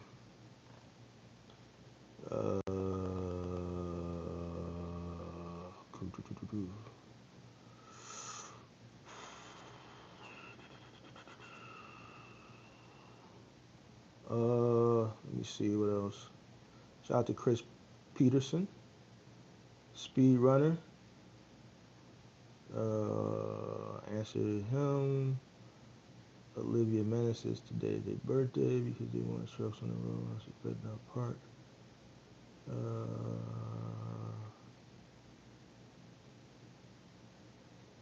Bro, I seen a live you started the other day, but it didn't show up on the replay. What was going on with the truck? All right, so there's a few things that I've been getting requested for the past year or so. One I actually did already, but it's not available for the public people yet on the channel. Members got access to it yesterday. I'll give the public viewers access to it next week. I'm not going to talk about it, but that's something that I've been getting requested to do for a very long time. So I did that. All right. So members have access to it. If you're a member, go to the community last two community posts, and you'll see what I'm talking about. And then you can access that. You need to access it before the 10th because on the 10th I'm going to make it available to the public viewers. All right, if you are a member, you need to do that now so that you can get your moderation status over there, so you have access to certain areas. Um, that's one thing. The second thing that I've been getting requested to do that I said I was going to do, I gave guys a date. Then I said, all right, I'm gonna do it June 1st, and I didn't do it June 1st.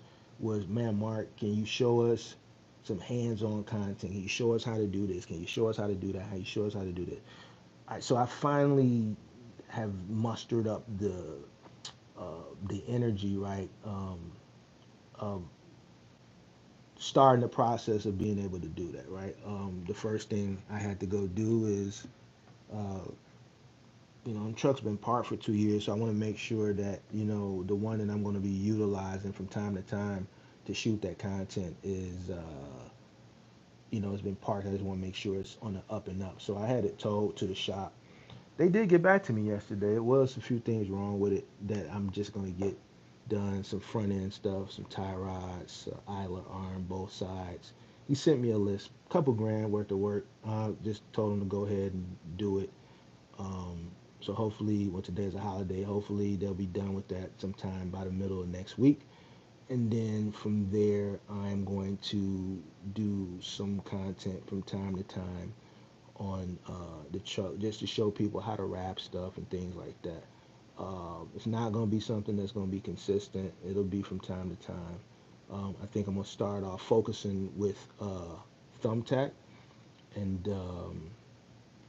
depending on how that goes, um, we'll go from there. So just one man stuff, smaller stuff, just to give different perspective of, like I said, on how to wrap stuff, how to, I guess, interact with the customer, um, uh, market strategies, things like that. I haven't determined if I'm going to do like an IRL stream version of that, or maybe like Cars and Cribs. I like the way he does it from that perspective, where it's just shot and then edited and then just do it like that. But that's why I was at the yard the other day.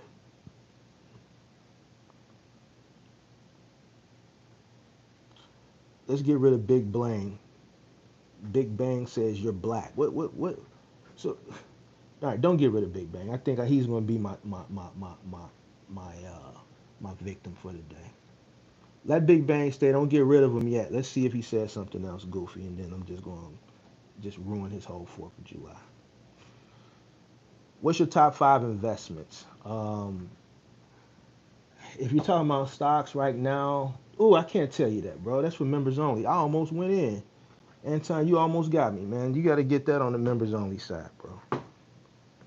And I'm not telling you to go members only, but that's where I talk. I can't talk about it here when I got people over there that, so you got to get that for members only. I'll give you one. This is the one I have talked about on the public side. Rivian. Listen, I'm heavy in Rivian. Heavy. So anybody on the public side, listen, you're going to be mad. Don't do it. Just like how you didn't do Fetch, and that's how you didn't do Solana last year when I gave those for free. All right? Rivian. That's the freebie. It's a steal right now. It's a steal. Don't believe me. Don't do what's best for you. But I'm telling you, Rivian. Rivian. All right? If Trump stops the wars, is that cash flow going to slowly lower the markets just like it raised it? I think if Trump stops the wars, I think it's going to be positive for the stock markets. It may slow down investments into the war sectors, but I think overall it's going to be positive for the markets. I think the market in totality will respond in a more positive manner. Will it slow down investment into the war sector? Of course, but in totality, I think it will be positive for the market in totality. Uh, uh, let's see, liquidity is increasing but slowly. Fed will probably capitulate somewhere above their 2% inflation target, in my opinion. So I was reading something maybe last week. They're saying, man, about the inflation, about it's going to be some years before we get back to 2%. And I already said that. Like, I don't think we're going to be at 2% anytime soon. I don't think we're going to be at 2% anytime soon. Um,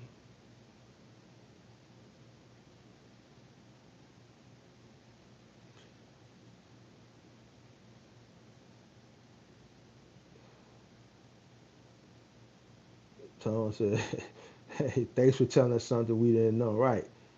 Big Bang said, I'm black. Like, damn, you can't tell? I'm black. I'm dark skinned.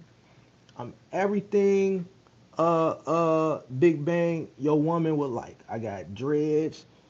They not as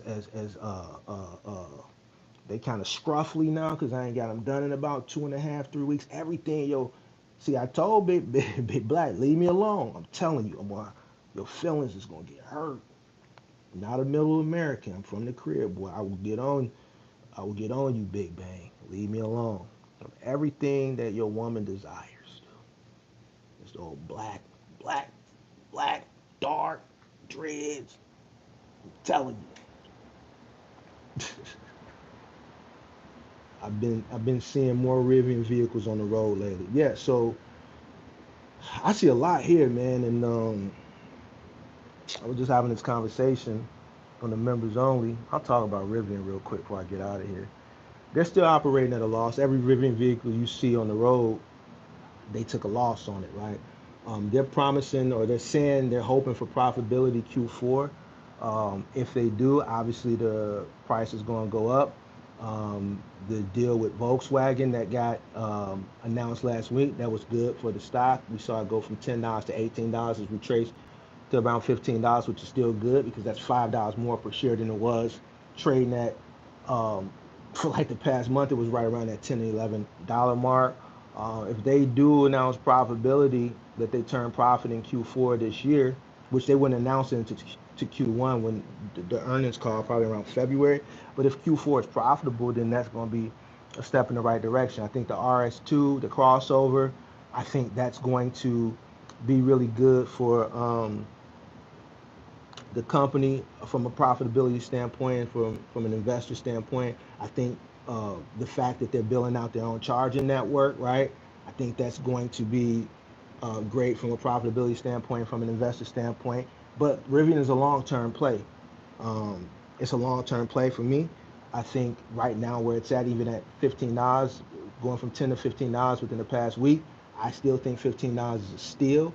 I think this is a company that maybe in the next 5 to 10 years, you may be looking at somewhere between an $800 to $1,000 per share, stock. I mean, they're building out their own network, charging network. Um, People forget that their biggest investor is Amazon. All those commercial electric cargo vans that you see, those are Rivians, right? So they have three models on the market: the pickup truck, the SUV, right, and the cargo van. Um, that cargo van is not specific for just Amazon. They can sell that cargo van. It was part of the deal that they can sell that cargo van um, to other fleets, other companies that want to buy that cargo van, want to buy it as a fleet, right? So there's still the opportunity for them to produce. for other companies, whether it be, I'm just throwing companies out there like UPS or FedEx, let's say if they wanted to buy a large amount of them, and who's to say one day they might not make it available for retail customers. They still have yet to, produce a car. I'm pretty sure they'll produce a car somewhere down the line. But I think when the RS2 comes out, the crossover, I think that's going to be game changing because the price is going to be priced at a very economical price. It's going to garner the attention and probably uh, the younger urban professional will probably buy that. You know what I'm saying? Because it'll be priced um, in their ballpark. I think it will provide more use case, right? Obviously, the pickup truck has utility, the SUV has utility, but I think it'll meet the use case for more people than, let's say, the pickup truck. I've seen the local uh, electric company that has the contract for the city of Chicago, Commonwealth Edison, ComEd. They're implementing Rivian uh, uh, pickup trucks into their fleet, right? So I think $15 is a steal. I think Rivian is the number one electric vehicle company uh, in the country. Now, somebody is probably listening like, man, dude don't know what he's talking about. It's Tesla. No, Tesla doesn't consider himself an electric vehicle company. Tesla considers themselves a technology company. So if Tesla considers himself a technology company, I would consider Rivian the number one EV company in the country. Um, and just because of everything that they have coming up, I like the CEO, RJ Scaringe. Um, I've done extensive research, and this is why I've taken a big stake in the company. And every single day that the market is open, I dollar cost average in because I think it's a steal. I think it's a steal at $15. I think it's a steal at $20. I think it's a steal at $25. I'm going to continue to dollar cost average into this thing probably up until maybe somewhere between $50 to $100, depending on where I'm at that point.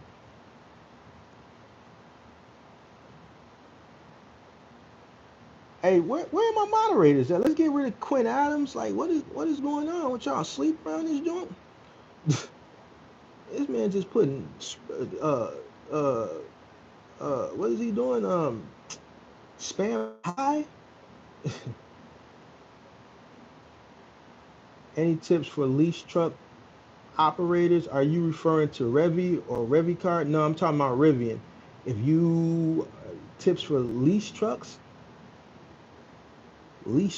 Nah, if you're a semi truck driver, then it's semi truck people that follow the channel, but I don't really create semi truck content. If you're a semi truck and you're talking about leasing, I wouldn't have any information to provide you.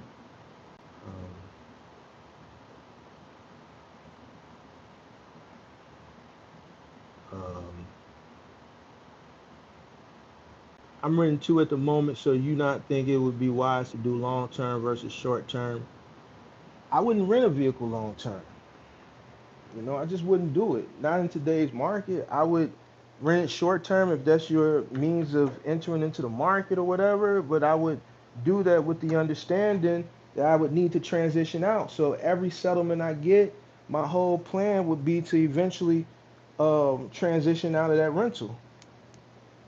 You're gonna see more money owning a vehicle than you would renting a vehicle.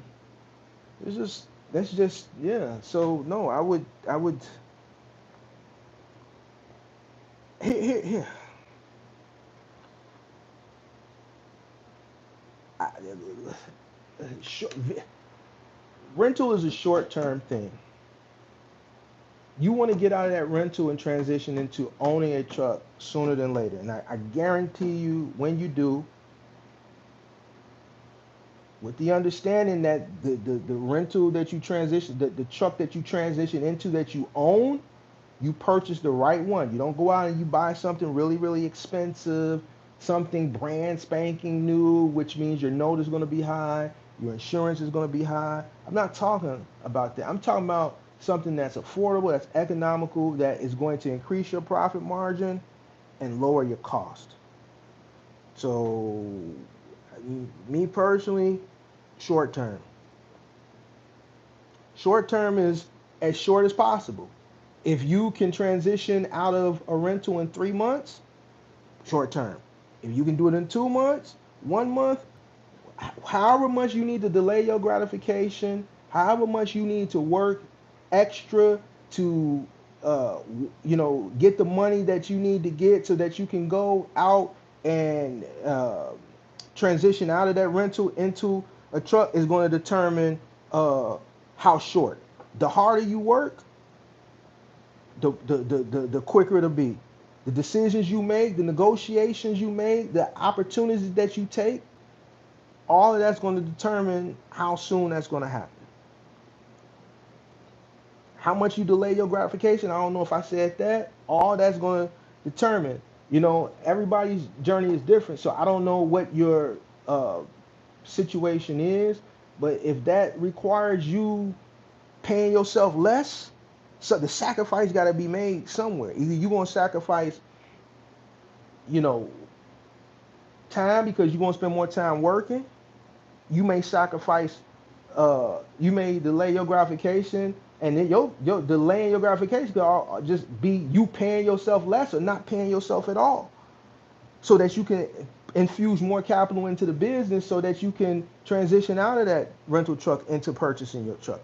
Like, you have to make that decision, based around your circumstances. I don't know your circumstances because this ain't, a call-in show, and I'm not in the studio format when I can drop the link and things of that nature and kind of really engage in dialogue with you to see where you're really at, to kind of give you my, insight on that. But if it's to the point where, you working more, you cutting back, you're not paying yourself, however you need to do it, then that's what you need to do it. And the sooner the better, right? Because the sooner you transition and you're able to cut your costs, the sooner you're on your way to making more money. And then repeat it again to get out of that second rental. Let's get rid of swags. I don't know where my moderators at. Maybe they barbecuing or some shit like that. I don't know. Eating that swine. I bet the cargo van is money. I like to see more competition in that segment. There's definitely money in the cargo van. Now, I don't know about that whole OTR. What's that shit that Axel does? That what they call it, expediting. I don't know about that because Axel is out. He's out. Um, but from a local standpoint, depending on market, plenty of opportunity.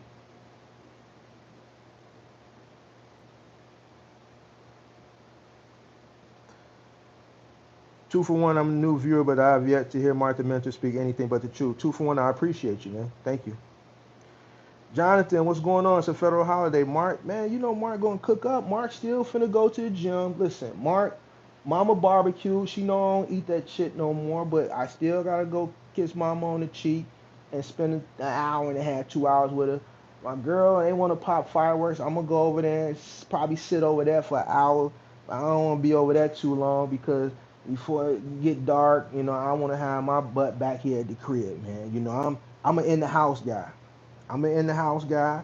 I'm comfortable with being in the house, and I don't want to be out in the streets on the 4th of July in the city of Chicago because sometimes you may not be able to differentiate the bangs. All right, you're gonna hear some fireworks, and then some of them is gonna be some gunshots, and I just rather be in the confines of my own home before it gets dark. All right, so I'm gonna get my ass back to the crib.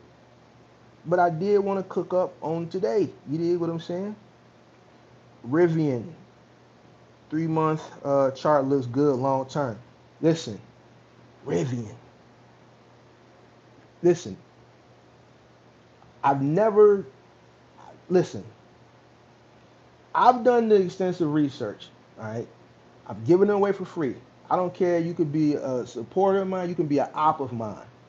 Rivian, if you get in now, you dollar cost average in, It's a potential in the next maybe somewhere between 5 to 10 years. It could be life changing for you, and some people it may be wife changing.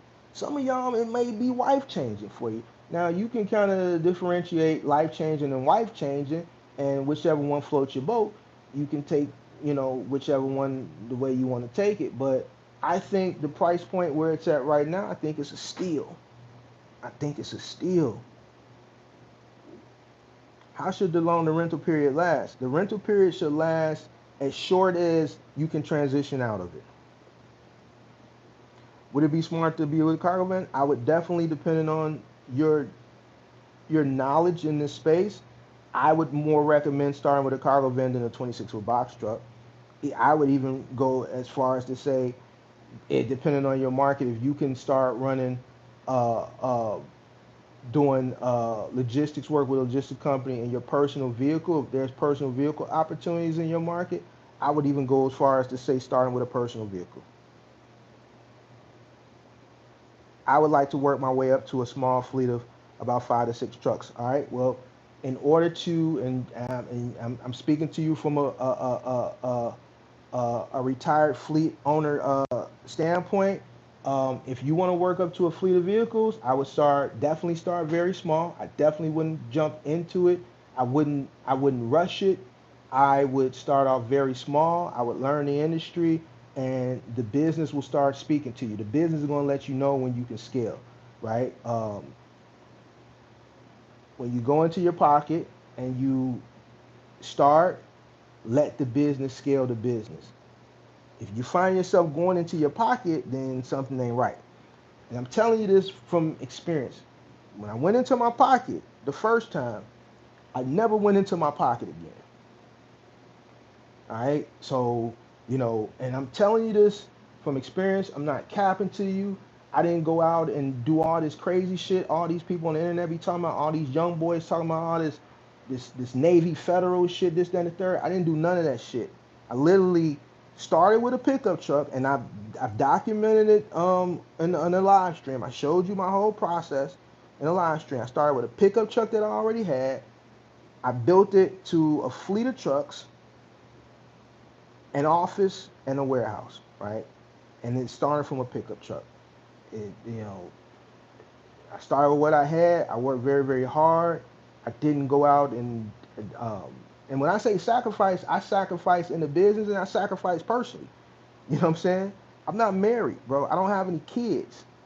All right. So those are the sacrifices, and there's been content creators that make fun of me because of that. All right. Financially, I chose business before starting a family. Now I'm working on family and shit and kids and shit and marriage and shit and doing that now. But I sacrifice the business, right? As far as really, really busting my behind, building a business, right? But I sacrifice on the personal side too, right? Had two opportunities to get married and I chose to keep working. All right. I knew kids would slow me down. All right. So and this is from a guy who was running 15 trucks, about 30, 35 people at my peak, an office and a warehouse. I'm running around here with 3 cell phones. Like, I'm running around here every single day like a chicken with my head cut off, bro. Some days would start at 4:35, and they wouldn't end to maybe 2, 3 the next morning. This is what it took. And this is how I was able to scale and maintain that shit for years, right? Uh, so my advice is to start small, work your way up. The business is going to dictate when you should scale. All right, you should go in your pocket. If you find yourself wanting to scale and you have to go and reinvest your personal money back into the business, it ain't time. The business should be able to build a business. Purpose of starting a business is for the business to sustain and build within itself. All right, all right. If you're going back in and doing all this, that, then it ain't time, bro.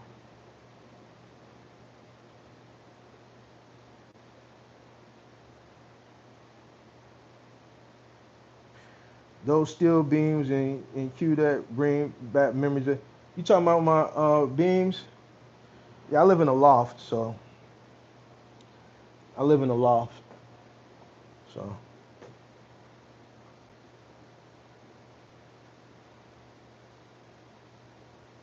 Rivian R1s are ranked 9 for EVs on Car and Driver. 23.5 has some redesigns but look pretty good. It's a luxury SUV. Yep, luxury SUV. So when they come out the RS2, that crossover is going to be more uh, economical, right? And I think that's going to drive up the stock price. I'm praying profitability in Q4. I'm praying profitability. I'm gonna take I'm gonna take probably sometime between now and maybe September. I'm probably gonna make another more substantial, larger investment into Rivian as well. I got a nice bag of Rivian, but you know, I feel like I really missed Nvidia, and I want Rivian to be my Nvidia in 5 to 10 years. Right? I made some money off Nvidia, but I missed what I think I could have really did in Nvidia. If I would have just, you know, put the money into Nvidia in 2020, 2021, like I would have made a decent amount. I missed it, no problem. So I think one of the key to investing is find companies that are still early and you see the growth potential in them that you can, but you can invest into them early. I see the growth potential in Rivian. I think we did see an EV bubble during the pandemic, but we saw a lot of bubbles during the pandemic. I think the EV bubble that we saw during the pandemic wasn't because of the EV and the technology surrounding EV. I just think it was a bubble because people had money and they just wanted to buy stocks, and this happened to be one of the popular stocks. AI wasn't as advanced as it is now. If AI would have been where it is today, I think AI would have been a narrative that a lot of people played during the pandemic. So I'm expecting another EV bubble, and I'm expecting that as we get closer to 2030 and 2035. California is already committed to, going all electric. I think by 2030 or 2035, whatever it is. The infrastructure bill created by Joe Biden gives us 2035. I just think, just in general, people are going to, over time, because the laws enforce them, but just in general, are going to convert from gas to EV. And as you see the percentage of more EV vehicles on the road versus gas vehicles, it's just going to drive that sector and those prices up um, even further. So for any individual that's out there, don't think $10, $15 is not a steal. You're crazy. If you don't have money to, everybody talks about this passive income, this generational wealth, all you content creators, I'm giving you the play. You dig what I'm saying? So yeah, I think Rivian is that. Having the trucks is one thing, the liability of the drivers is another matter entirely, in my opinion. You're right, 2 for 1. That's why, another reason somebody asked me earlier why I got out, right? I had the trucks paid for in full. I still got 2 of them been sitting, right? Finding the people nowadays is an issue. Finding the people is going to be an issue. Now, I'm not the one to, when it comes to that, I'll tell a person, I'll jump down a person's throat for not knowing their operational costs and stuff like that. But when it comes to finding drivers, I've said that so much that I just don't want to deter anybody. You know what I'm saying? But, finding drivers will be difficult. Finding drivers and retaining them is just going to be difficult. It's difficult. It's not as easy as it once was. Here's the thing. If it was if it was hard as it is now, back then, I would have never been able to scale. It was easier back then because there was less things to compete against. Gig economy, just different opportunities. Just there was a lack of opportunities back then, so it was easier to source talent for moving and final mile delivery. Right? It's harder now because of the opportunities that are presented out here, and just these opportunities and what they pay versus what you're able to pay. They're almost similar. So a person nowadays in the the social climate, I guess is the right word that I want to say, just people are just naturally not looking to do labor intensive vocational work.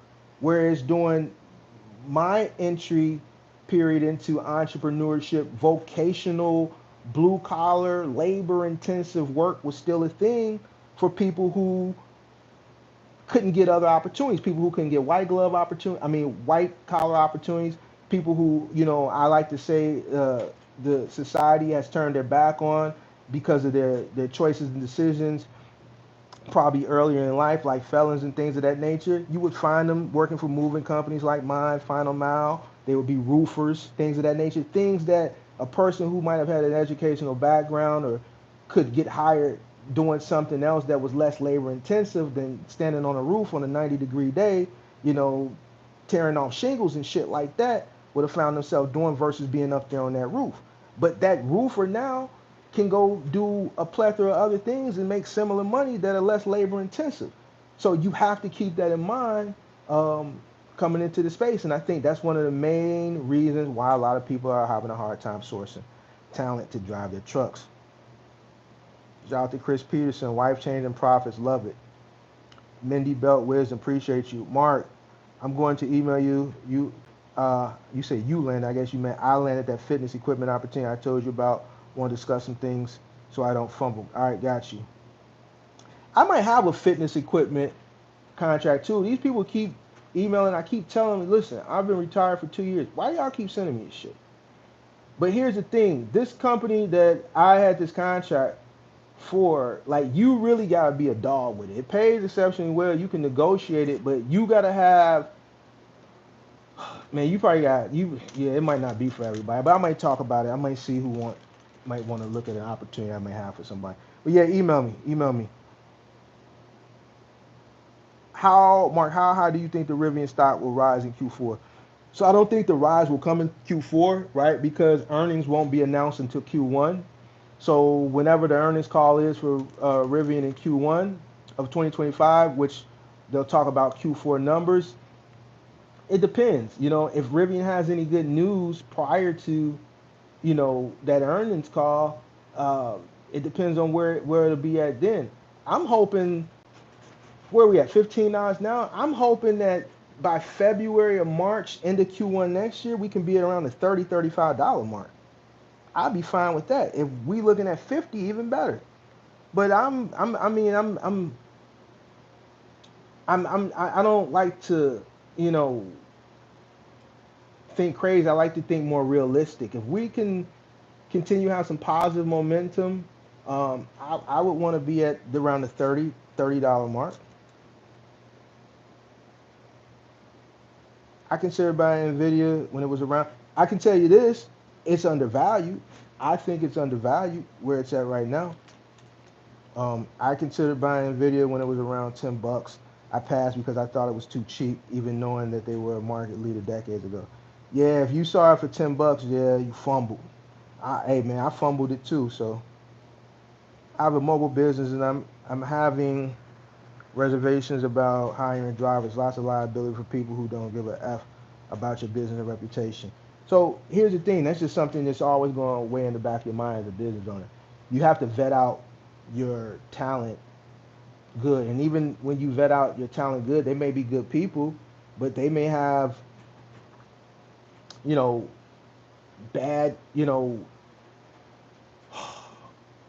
habits, I should say.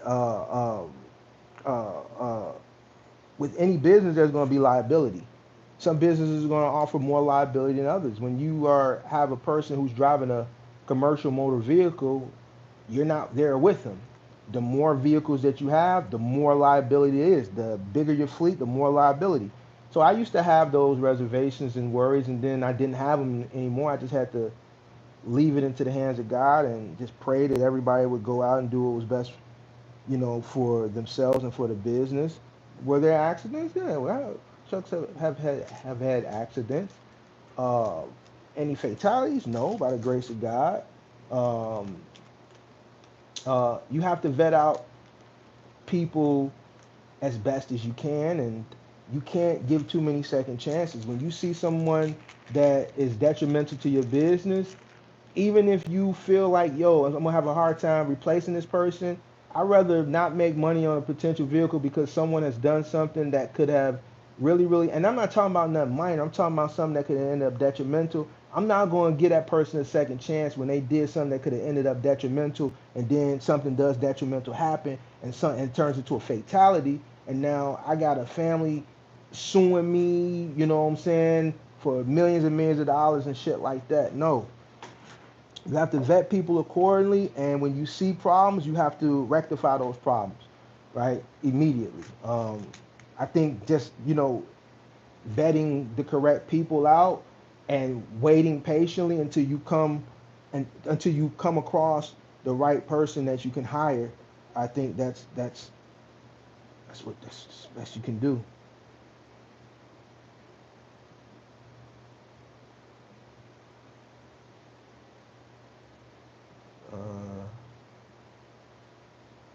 Uh, all right, so I see Pippi. Pippi done got busy. Made me smile. If you watching, you out of here. All right. Big bang, you out of here too. All right. So Pippi done came and showed up and showed out. All right. So boom. I hope y'all have a happy 4th of July. I think this was a very informative session. We talked a little bit about trucks. We talked about the future of trucking. We talked about some investments, which I normally don't do. Y'all tricked me into talking about investments. So I appreciate you guys. Don't blow your fingers off. Hey Mark, what are your thoughts on the Tesla stock rising back up? Well, notice when the Tesla stock started rising. It started rising the day after uh, the announcement of Rivian and Volkswagen, right? So that Rivian Volkswagen deal was good for the whole sector. You saw the whole sector turn green because of that for the most part. And Tesla had some good news too, but for the most part, that news was good for the sector. It brought life back to the sector because Tesla was kind of dormant for a while. So it dropped to 183. Yeah, so yeah, I think that had something to do with it. It's been moving ever since that day. Yes, Rivian definitely influenced that. I believe Rivian influenced it because it happened the very next day. It happened the very next day. Um, Chris Peterson, most people are not capable of running a trucking business. The weight the owner carries is not for everyone. Start small and learn before you go. Hey, that's a beautiful way to put it. The weight is not for everyone. And like when I be telling y'all about like the sacrifices that I made and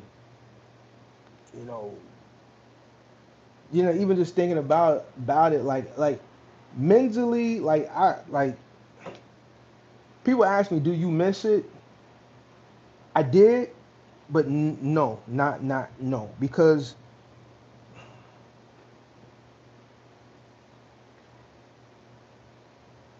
it was a lot to carry.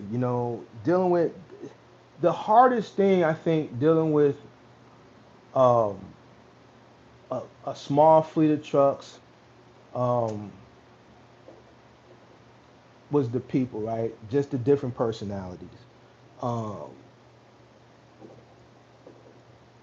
and I can go more into detail about, a lot of it has something to do with the culture. A lot of has to do with just, jealousy. There was a lot that I went through that didn't even have to do with the actual business of the trucking business, just more to do with different personalities, right? I had to deal with people starting to count my money. You got employees that want to count your money, right? Because especially on the moving side, truck out doing a couple moves a day. The head person on the truck is, even though they got to call into the office because we ran the credit cards over the phone, we didn't do none of that. So that could be like, you not scamming me, all right? So each job they had to close out, they had to call it into the office. We closed those jobs out in the office. But they still did the invoicing. So they could see what they knew what the moves, the hourly fees and shit like that. They knew what the total was, so they can do the gross of what. Man, we did 3 moves. Each move, this move was this move was that move was that. I get paid X amount. Y'all get paid X amount. So damn, he made X amount of dollars off this truck. Now times that time, so now you got people counting your pockets. I had a guy come to me and literally tell me, one of my workers, we was, going back and forth, and he said, "Man, we making you rich. You're not making me rich. You're not making me rich. You're here to provide. I'm providing you an opportunity so that you can put food on your table for your family. The reason why I'm able to provide you this opportunity is because I busted my behind. Pause. And I'm still busting my behind. So shit like that is what I don't miss. I don't miss none of that shit. And yeah, it has a lot to do with, where I decided to, you know, house my business. A lot of it has a lot to do with the individuals that I employed, but I wanted to keep it within the community, right? But I don't miss none of that shit. I don't miss none of that shit. So um, it was a lot of weight. It was just a lot of, knowing that people were jealous and counting pockets, all that shit. I don't miss that shit. I don't miss it. I don't miss it. I don't miss it. All right. So there's a lot of weight. Then you got to deal with just. I remember. I might have told this story. I think I had. I remember there's out of all the years that I ran, I had one claim that I had to file with my insurance. It was for $55,000. Um, and it was a guy who backed into a dock, and he did not pay attention to the clearance. And when he must have really hit it, or I never saw the dock, but the whole damn awning of the dock just came down and collapsed. Right, 55 grand.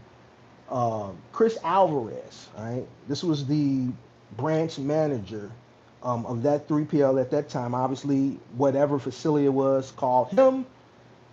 He was irate. He called my office. Obviously, the call got to me, and this dude was talking to me like I was his child. Right? I had to cuss him out and get him together. Eventually, he wanted to get rid of us, but he couldn't because I had so many trucks in there. They ended up losing that contract anyway. But just that being my first claim of that magnitude and the dollar amount he told me that they told him prior to even me talking to my broker and going through that whole process about it, like I had never been through nothing like that, and it just weighed on me. It weighed on me. I couldn't sleep that night. Um, it just bothered me. It bothered me. It bothered me. It bothered me. It bothered me. So just shit like that. I remember my lawsuit that bothered me. Bothered me. It didn't bother me from a perspective of uh, are we gonna have to pay this guy or nothing? It just bothered me to the fact that I knew that this person was looking to get over on me. It was a money grab, and I just couldn't understand that here's an individual who was referred to someone to me by someone who already worked in the company, who had been working for me. At this point, it was 2017. His brother referred him to me. His brother had been working for me since 2012, and this person came in. Nothing was wrong with him, and a minor fender bender. He wanted to sue me. He acted like he was this, that, and the third. Wasn't nothing wrong with him, and I couldn't understand for the life of me why an individual who I gave an opportunity to, who no one else would give an opportunity to, fresh out of the prison system, would try to take advantage of me and take advantage of the situation. Um, just situations like that really weighed on me, and it was always people. The things that weighed on me the most were just people. I thought that, being black and doing this in the community, employing people, I thought, uh, uh,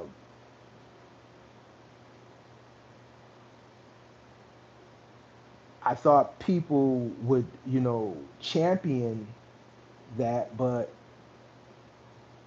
the more successful I got, um, the more I realized that it's every man for themselves. Even if you're employing a person, if they see an opportunity, they will take it. All right. So those things I don't miss.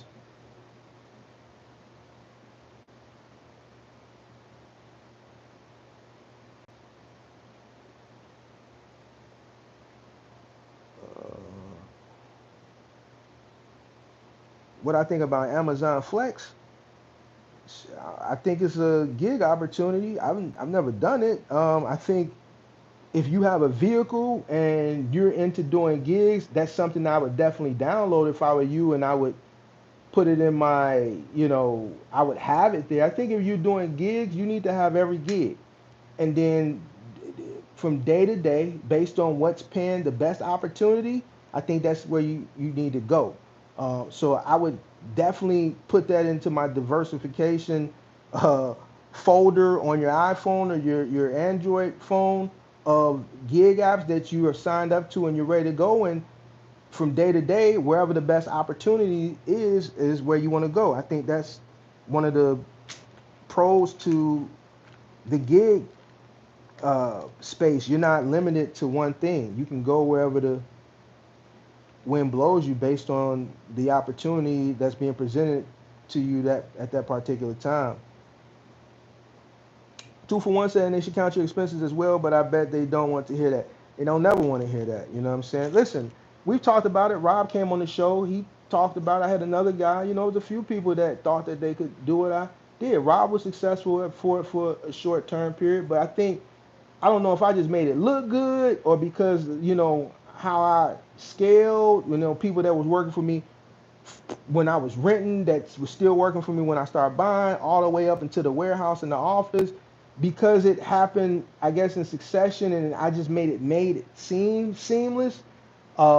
I think a lot of people just thought it was easy. I had one guy who, when he did it, he just said, "Man," I said, "Man, why you just didn't run under me? You could have got your trucks. You could have just ran under me," because he tried to steal the contract from under me, but it didn't go where he wanted to. He said, "Man, Mark, this is exactly what I told. I swear for God." He said, "Man, Mark, I want to live in a nice place like you. I want to drive a nice car like you. I want to date pretty women like you date.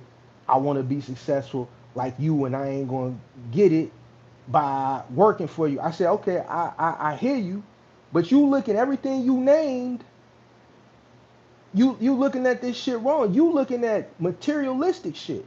And I said, everything that you name that you see me doing, you see me got, I had to work for it, bro. It didn't come overnight.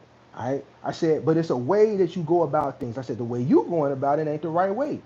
You've allowed a company that I'm sending to you to every single day in my equipment to solicit you from under me because they want to get rid of me because I'm a good negotiator. I have leverage because they're gonna pay you less. Willing to allow any type of um, good business ethics, since you want to be a business guy, this isn't ethical, right? It's not ethical on your part. It's not ethical on their part, right? Uh, uh, and it's just not the way to go about things. You know what I'm saying? You should have came and talked to me the way you going. You trying to undercut me. It's not going to go your way. It didn't go his way. So I had to, what we would say, flex nuts, right? Because leverage and money and experience and things like that are going to play a factor. And it just didn't go his way. But this is what you got to deal with. You know what I'm saying? This is what you got to deal with. People don't look at the costs that are associated with running a business at a certain magnitude. They just look at the fruits of your labor, and they get um, excited, and this is what matters, right? They don't look at the hard work. They don't look at the countless hours. They don't look at the sacrifices. They don't look at none of that. And then when they go out and they do it, then they realize, whoa, I never seen this part of it. You know why? Because it wasn't for you to see. What's for you to see is truck number 2, truck number 3, your route, that GPS, the road in front of you, that gas card that's associated with the truck that you're in, the insurance card that's in that plastic packet right behind you. That's all you need to know. You don't need to know about the inner workings of the business. But since you wanted to go out and you thought you could be me, and you went out and you did it on a level that it took me 3 years to get to, or 4 years to get to, on a loan and on a partnership, borrowing money from street niggas and shit like that, and now you can't figure out how to sustain this business.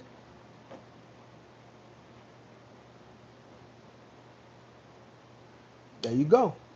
So it's just like what we talk about all the time with the box truck shit. You know what I'm saying? the pandemic shit. You know, to build a successful business, it takes a lot, man. And a lot of people just ain't willing to put in everything that it takes to get to that point.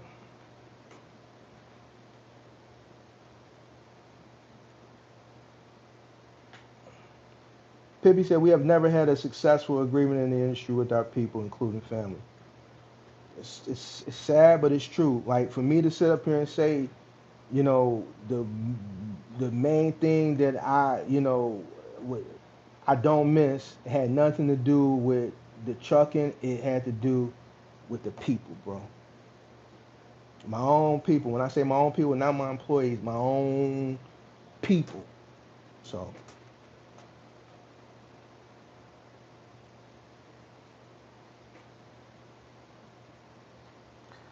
bro, what would you suggest if I just got my LLC and I had a bank account? I would first do a lot of research, come up with a business plan, look what market you in, determine what it is you want to do after you've done your research on the market. Um, I would look at every aspect of entry from a vehicle's perspective, 26-footer van, personal vehicle. And once you do your research, you should be able to determine based on what you initially wanted to come in and do if you're able to do that or if you have to transition into something else in the market. All right. My suggestion to you would be to start very, very small and start at the beginning, the basics.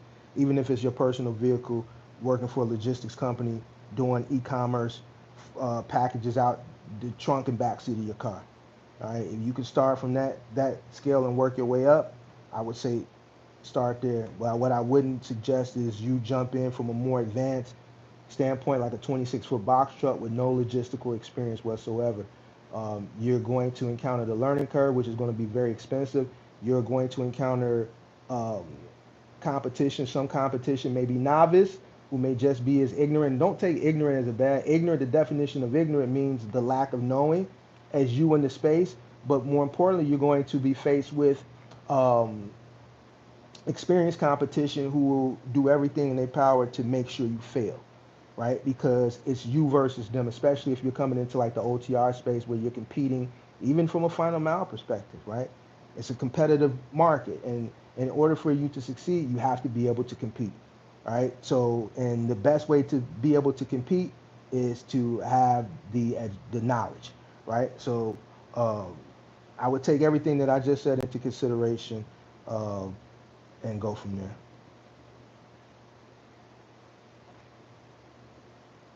If you want to work 80 plus hours a week, just become self-employed. Definitely.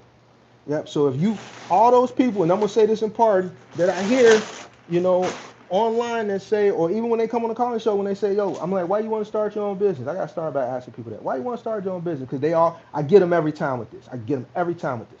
Why you want to start your own business? Oh man, this is what they say, man. Because I just, I just can't work for nobody. I don't want to work for nobody no more. I want to work less hours so that I can enjoy my time, and I want to build generational wealth. Listen, if you think you're gonna work less hours, being an entrepreneur, you're crazy, all right? Especially at the beginning. You won't be able to buy your time back for a long time, all right? A long time, all right? You'll never be able to come in instantaneously and buy your time back. You're gonna work like you've never worked before. You're gonna work like you never worked before for yourself. And if you don't find yourself working like you've never worked before, at the beginning, you're not gonna make it. You know why? Because there's somebody else that's entering at the same time as you that's gonna go above and beyond you. There's someone that's already been in 5 or 10 years prior to you that's more experienced than you that's working like a Hebrew slave and they got 10-year head start. How you think you're gonna beat them? How you think you're gonna beat them? You're not. All right. Entrepreneurship is it's hard work, it's sacrifice. The harder you work, the more you get rewarded. But guess what? The reward, you really don't get a chance to enjoy it, especially at the earlier part of your entrepreneurial career because you're too busy building. And building takes what? Time. Like, listen, I've told people, and I'm glad you said that because this is a great way to exit. Like, yo, what's known, like people that have common sense can see through bullshit. People that have common sense can see through bullshit. So, anybody that I hear that says they want to work less time, I don't spend. I'm not long. I'm not long, no longer wasting my time on these people. All right. Man, listen.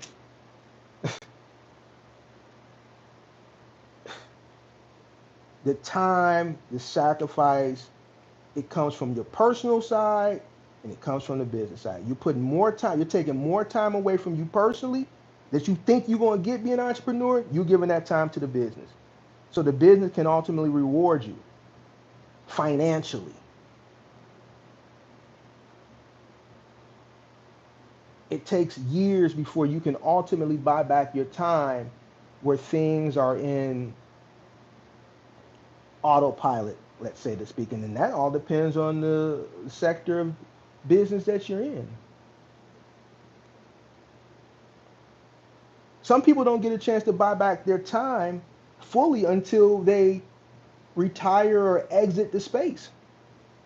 How many mom and pop restaurants that have been around for 20 and 30 years that when you go in there, the owner who started it is in the back with the apron on, still cooking? That small business owner who's successful, who may make the best pizza in town, he may make the best gyro in town, he may make the best Italian beef in town. That one mom and pop restaurant where there's always a line. The person who started it from humble beginnings 30 years ago, 40 years ago, that picture you see on the wall when you see him, because every celebrity that comes in town, they got to stop there and get it. And he takes a picture with him, and they sign the picture. One of them type of restaurants where you see all the celebrities on the wall with the owner, and then you can just look at the years and look how he's aged. When he started it, he was young-eyed, bushy-tailed, whatever it is. He had all his hair, no grays. And then you see him in the kitchen now. He's still back there cooking. He got a shit ton of money, successful business. Am I lying? It's restaurants like that in every single city. But he's still in the back. You know when he's going to be ultimately able to buy his time back? When he retires or when he sells the business. He got the money there. Successful business. Not every industry, not every business, the owner is going to ultimately be able to build a business and walk away from it and just run an autopilot.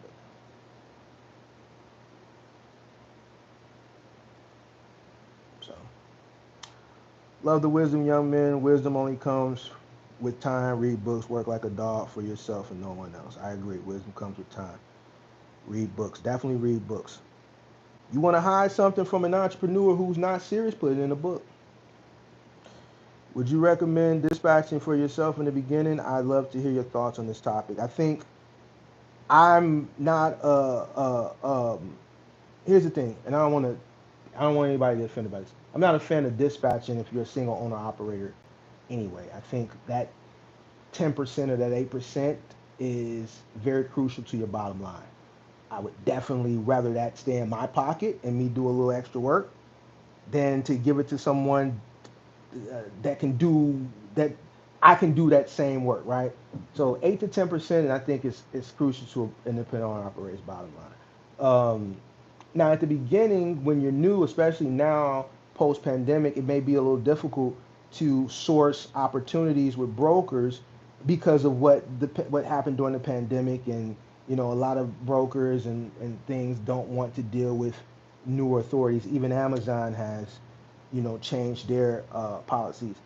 If you're having to do it initially, right? Let's say within your first 90 to 180 days, I can understand that, or possibly even leasing on to a more age, experienced, tenured authority, and giving them a percentage. I can agree with that at the beginning, but that's only short term.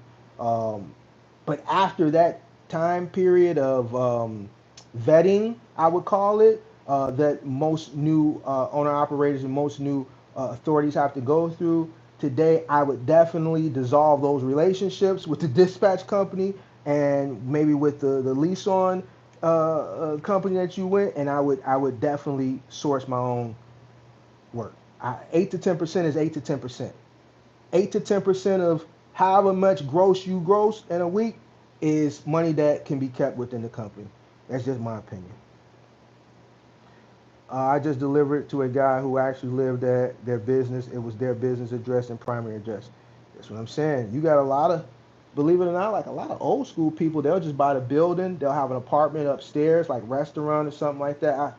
I bought a piece of art from an art gallery, and there was an apartment upstairs. His business was downstairs. He lived upstairs. So, Ibrahim, happy holidays, happy 4th of July, man. Don't blow your fingers off today. I don't want to hear no bad stories on tomorrow's live stream. If I do a live stream tomorrow, I don't want to hear about it. Don't tell me about your finger. I don't want to hear about it. Keep your fingers. All right, man. This has been a very good live stream, very informative, very educational. I appreciate everybody. I would want to lease on first, then use dispatch, then I would go fully independent. Yeah, I think if you have to do that at the beginning just to get your foot in the door and keep your truck rolling at a lower profit margin at the beginning, I just think that's something that you might have to do now. But that would be like I said, like you're saying, it would be short term. Like 8 to 10% is 8 to 10%. I don't think anybody that understands how small the margins are in this business will be willing to give up 8 to 10%. I hear people talking, oh, we're gonna dispatch, and they brag on this shit like that shit is like the best thing in the world. But an experienced person like me and maybe some of the other people in the chat looking at it, well, that's 8, that's 10%. That's 10%. So if I gross $5,000 in a week, that's $500. I can go find that same $5,000. So you mean to tell me that as a business owner, you can't do with a person that, come on, bro, that's 500. I'd rather keep my 500 in my pocket. I'd rather keep that as cash flow. That could be an extra 500 that I'm able to pay myself.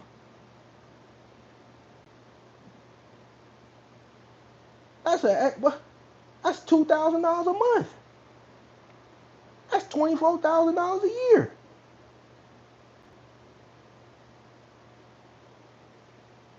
See, that's how I look at it. That's 24. So you average 5,000 a week. You giving that dispatcher 500 at a week. That's 2,000 a month. That's $24,000 a year for some shit that you could really do. You would listen. How much is DAT? The premier DAT, what, about $180 a month? So $180 a month versus 2,000 a month.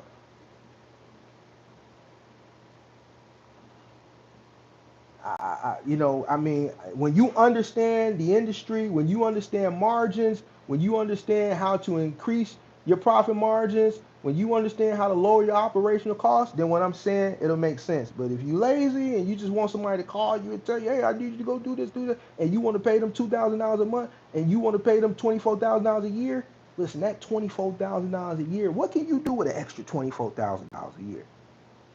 Imagine taking that 24 and putting in Rivian at $15, and then in another 5 years, Rivian is $800-900. Think about it.